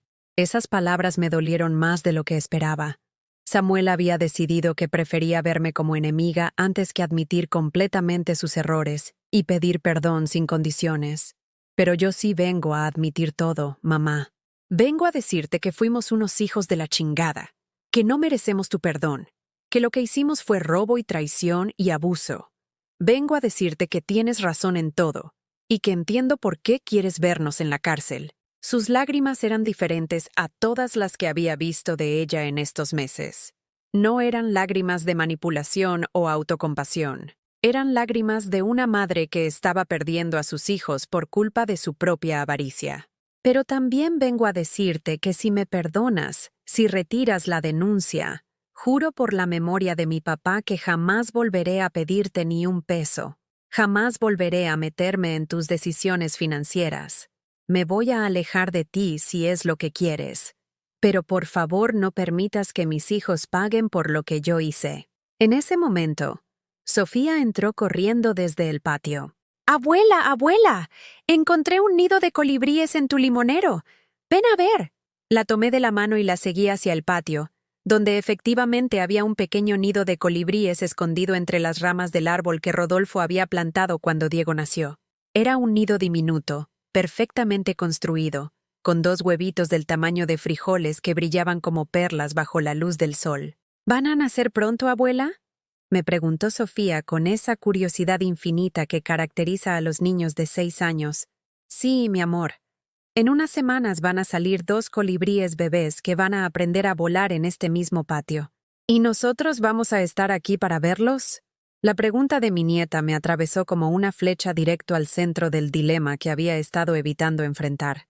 Si mantenía la denuncia contra Lucía, estos niños se irían a Monterrey mañana por la mañana, y no estarían aquí para ver nacer a los colibríes. No estarían aquí para que yo les enseñara sobre la vida, sobre la naturaleza, sobre el amor incondicional que una abuela puede dar. No lo sé, mi cielo, le respondí con honestidad. Eso depende de decisiones muy complicadas que tienen que tomar los adultos. Mateo se acercó a nosotras cargando una cochinilla que había encontrado bajo las hojas de rosa. Abuela, ¿me ayudas a ponerla en el lugar correcto?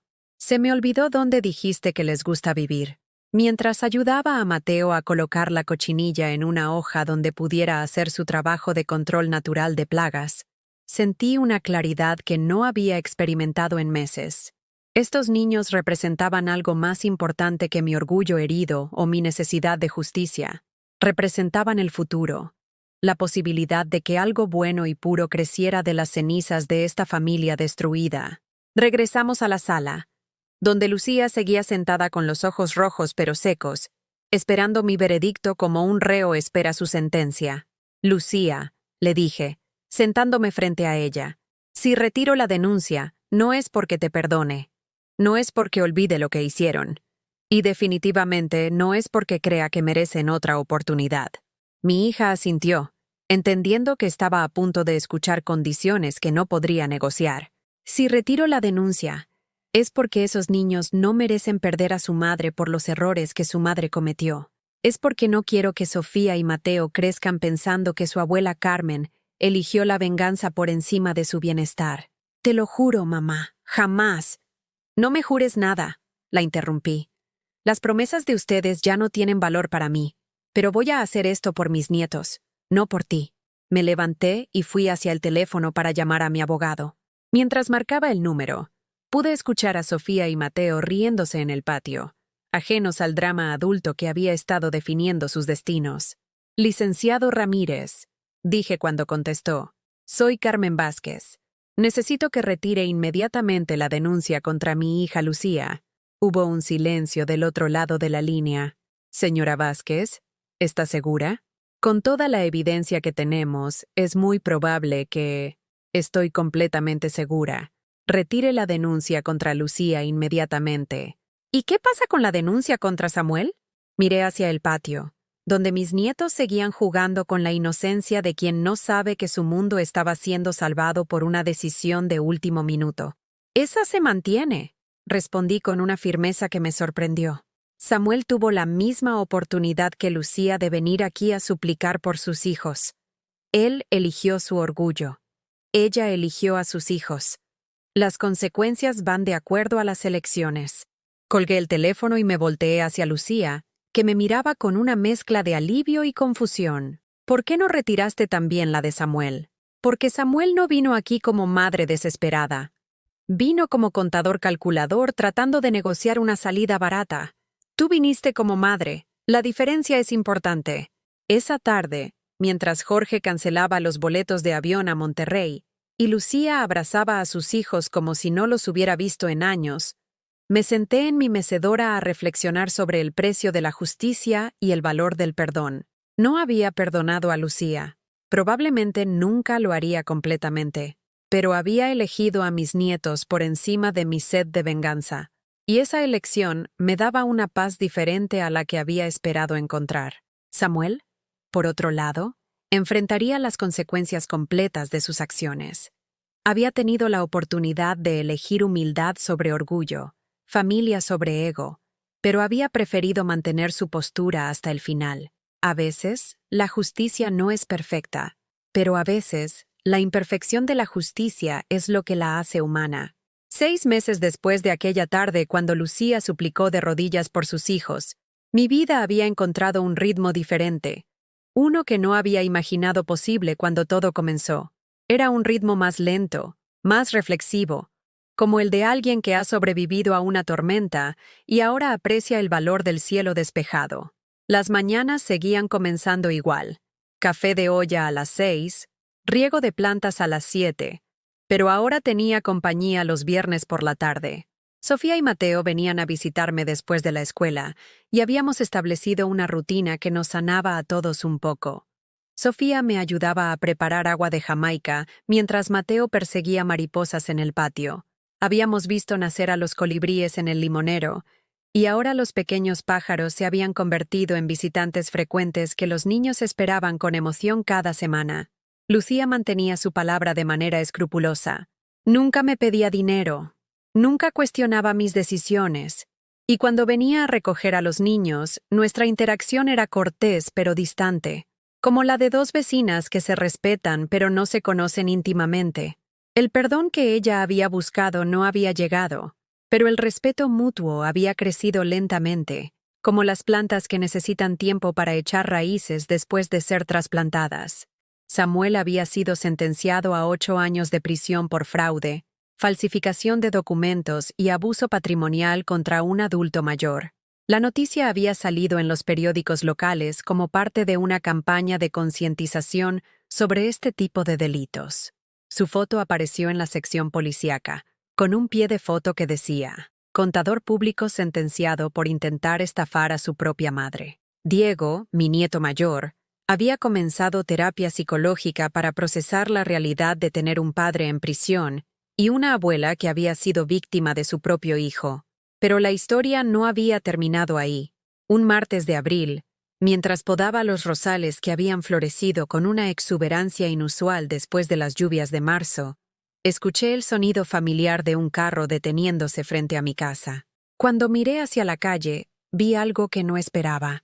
Era Diego, mi nieto de 9 años, caminando solo hacia mi puerta con una mochila escolar en la espalda y una expresión en su rostro que parecía demasiado madura para su edad.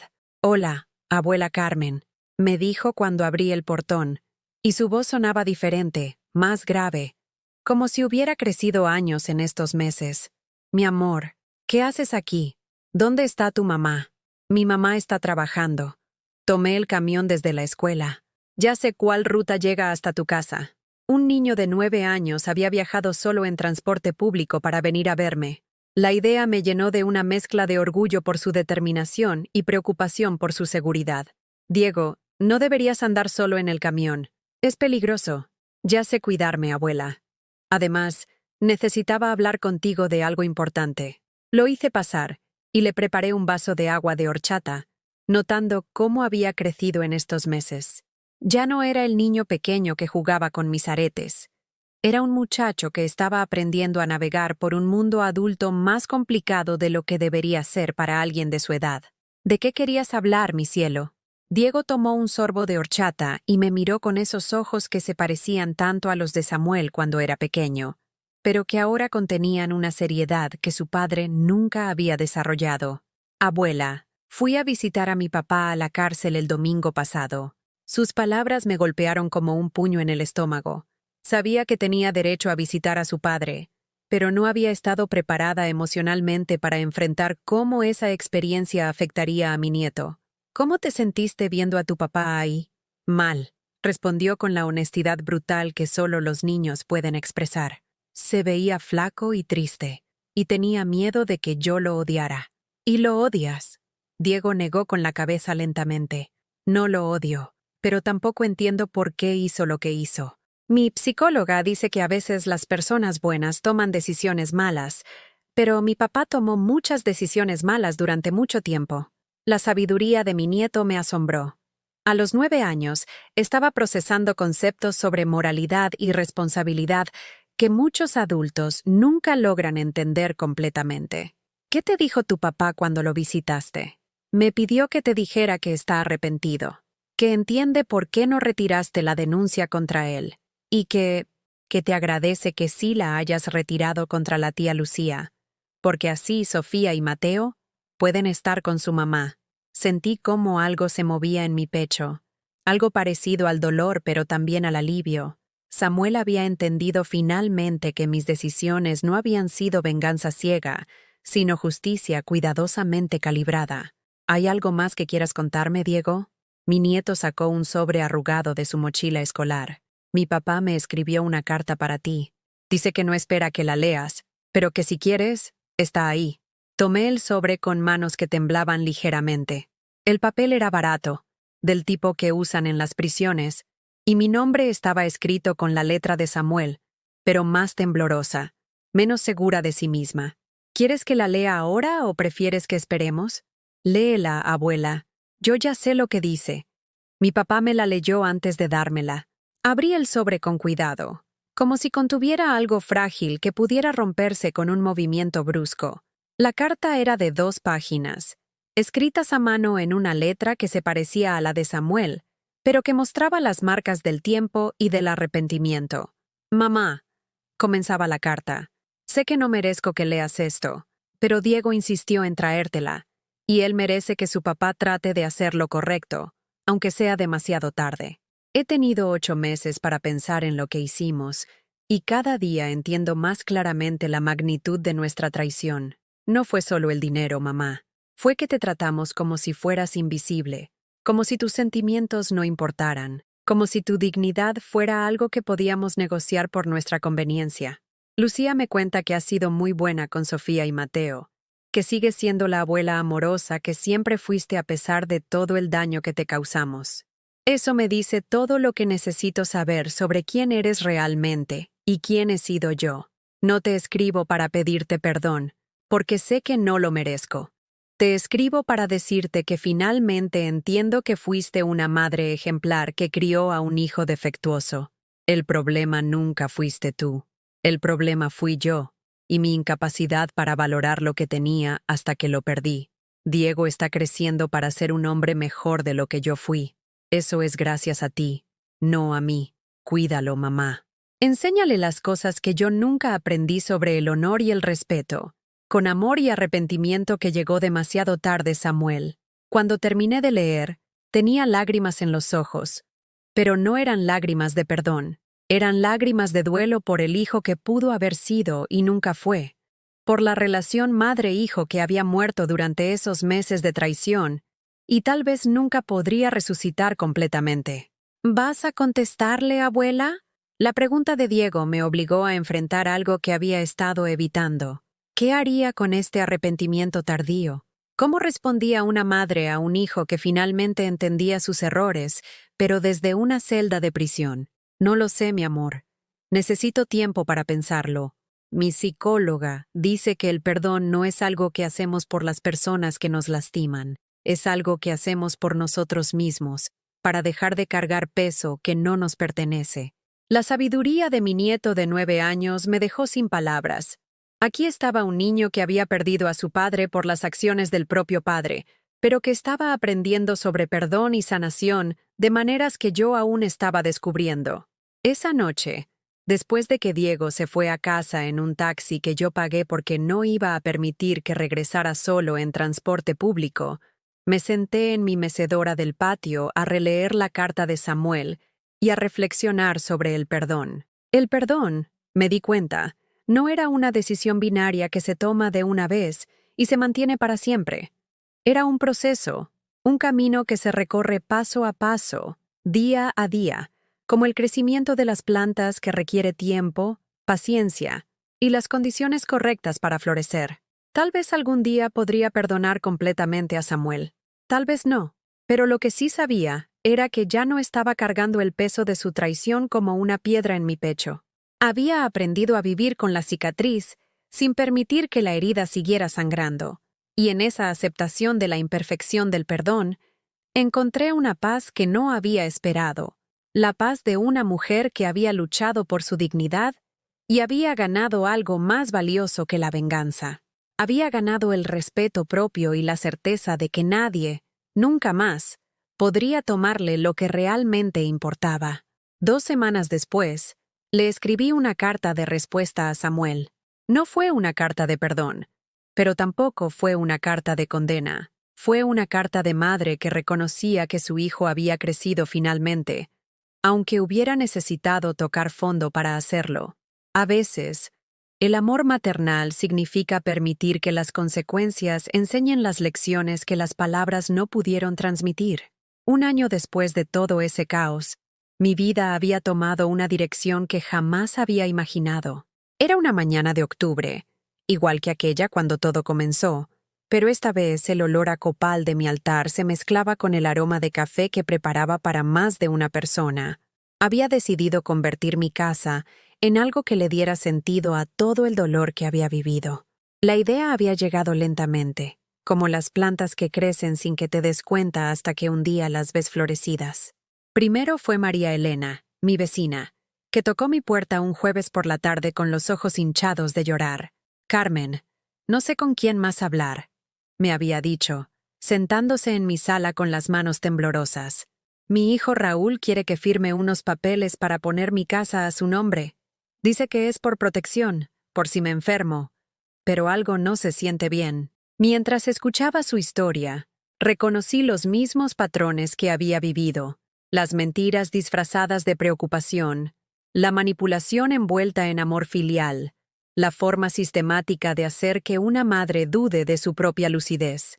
María Elena no necesitaba solo consejos, necesitaba a alguien que entendiera exactamente por lo que estaba pasando. Después fue doña Socorro, la señora que vendía quesadillas en la esquina de la avenida. Sus nietos habían vaciado su cuenta de ahorros usando una tarjeta que ella había firmado para emergencias. Luego llegó Carmen, una maestra jubilada como yo, cuyos hijos habían vendido su carro sin su permiso y se habían repartido el dinero. En 6 meses, mi sala se había convertido en un refugio informal para mujeres mayores que estaban siendo abusadas financiera y emocionalmente por sus propias familias. Nos reuníamos los martes por la tarde, tomábamos café de olla y compartíamos historias que se parecían demasiado entre sí como para ser casualidad. Fue Aurelia quien me sugirió formalizar lo que ya estaba haciendo. «Carmen, necesitas registrar esto como una asociación civil. Necesitas darle estructura, conseguir apoyo legal, hacer que sea algo más grande que las pláticas de café en tu sala». Y así nació Mujeres de Esperanza, una asociación que yo había fundado con el dinero que Samuel y Lucía habían intentado robarme. La ironía no se me escapaba. Estaba usando mi propia herencia para proteger a otras mujeres de los mismos abusos que yo había sufrido.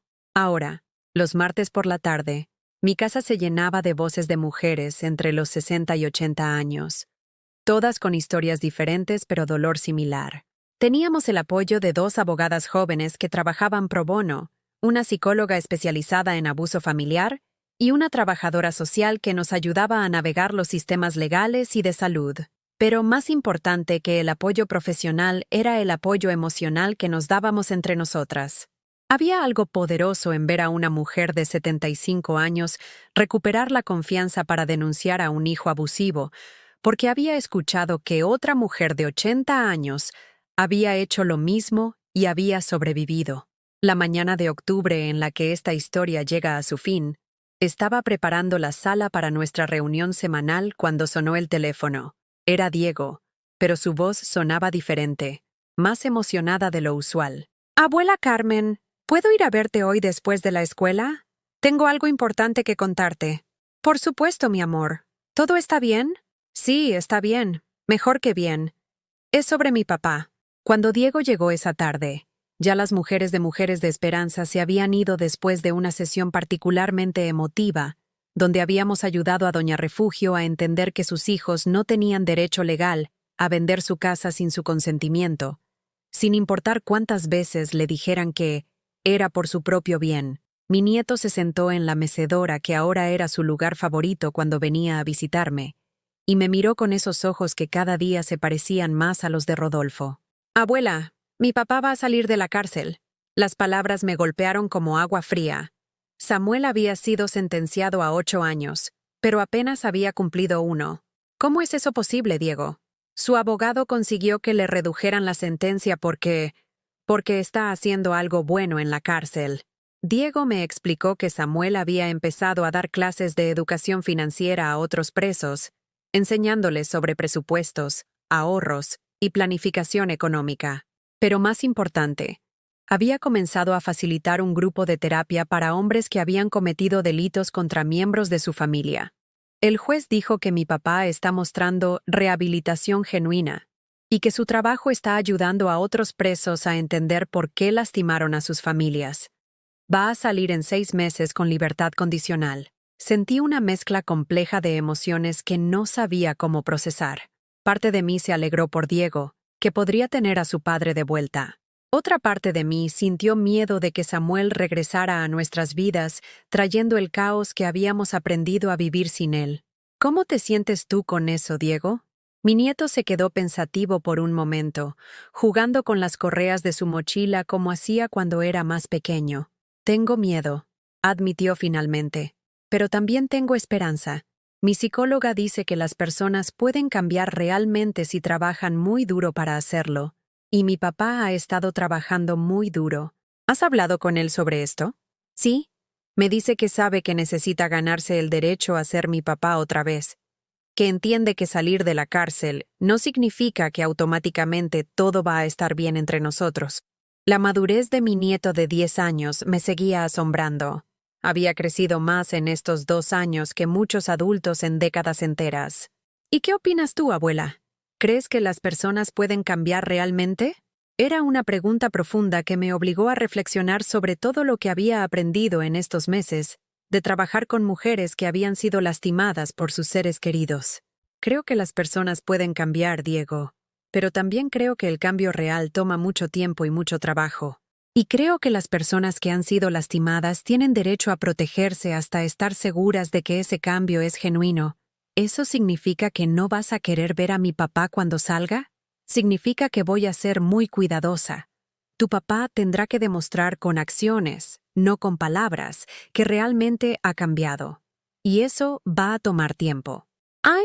Esa noche, después de que Diego se fue, me senté en mi patio trasero a mirar las estrellas y a reflexionar sobre los ciclos de daño y sanación que había observado en mi propia familia y en las familias de las mujeres que ahora acompañaba. Había aprendido que el perdón no es un destino al que llegas, sino un camino que recorres. Había aprendido que puedes amar a alguien y al mismo tiempo protegerte de él. Había aprendido que a veces la consecuencia más amorosa que puedes dar a alguien es permitir que experimente completamente el resultado de sus acciones.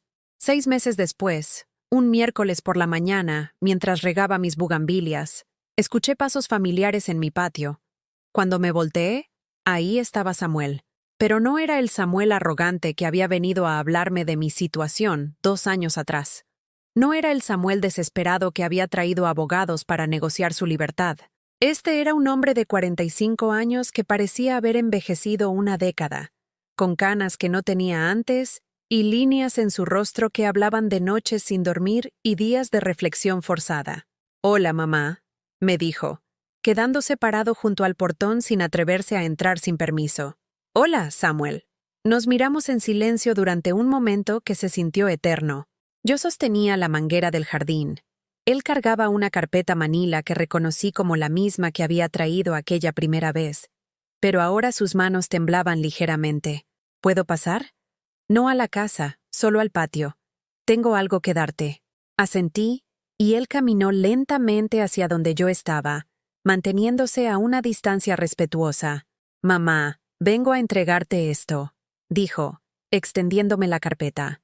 «Son todos los documentos legales para transferirte mi parte de la herencia de papá. Todo lo que me correspondía, todo lo que traté de robarte, lo estoy renunciando oficialmente». Tomé la carpeta sin abrirla. «¿Por qué?» «Porque no lo merezco. Porque quiero que sepas que entiendo que las acciones tienen consecuencias que duran más que las sentencias de cárcel. Porque espero que algún día, tal vez, puedas confiar en que realmente cambié. Samuel, el dinero nunca fue lo importante». «Lo sé», respondió, y por primera vez en años, su voz sonaba genuinamente humilde. «Lo importante era el respeto. Lo importante era tratarte como la madre que fuiste, no como el obstáculo que pensé que eras. Y eso es lo que realmente vine a devolverte. Mi respeto». Se quedó callado por un momento, mirando las bugambilias que florecían exuberantes bajo el sol de la mañana. «No vengo a pedirte perdón, mamá, porque sé que eso es algo que puede tomar años en llegar, si es que llega. Vengo a decirte que entiendo por qué hiciste lo que hiciste, y que me alegro de que fueras lo suficientemente fuerte para defenderte de mí». Sus palabras me llegaron como lluvia después de sequía, no porque necesitara su validación, sino porque confirmaban algo que había comenzado a creer, que a veces el dolor más grande puede llevar al crecimiento más profundo. «¿Qué planes tienes ahora?», le pregunté. «Trabajo, terapia, ganarme el derecho a ser el padre que Diego merece. Y si algún día tú me permites, demostrar que puedo ser el hijo que tú merecías desde el principio». Cuando Samuel se fue ese día, yo sabía que nuestra historia no había terminado, pero también sabía que había comenzado un capítulo nuevo, uno donde el respeto mutuo era posible porque había sido ganado a través del dolor, la consecuencia y el trabajo duro. ¿Has vivido alguna vez algo así? ¿O conoces a alguien que haya pasado por una traición familiar como esta? Si esta historia te tocó el corazón, déjame saberlo en los comentarios. Y si crees que este mensaje puede ayudar a alguien que necesita escuchar que es posible defenderse y salir adelante, por favor dale like y comparte este canal. A veces, la historia de una persona puede ser el faro que otra necesita para encontrar su camino hacia la dignidad y el respeto propio.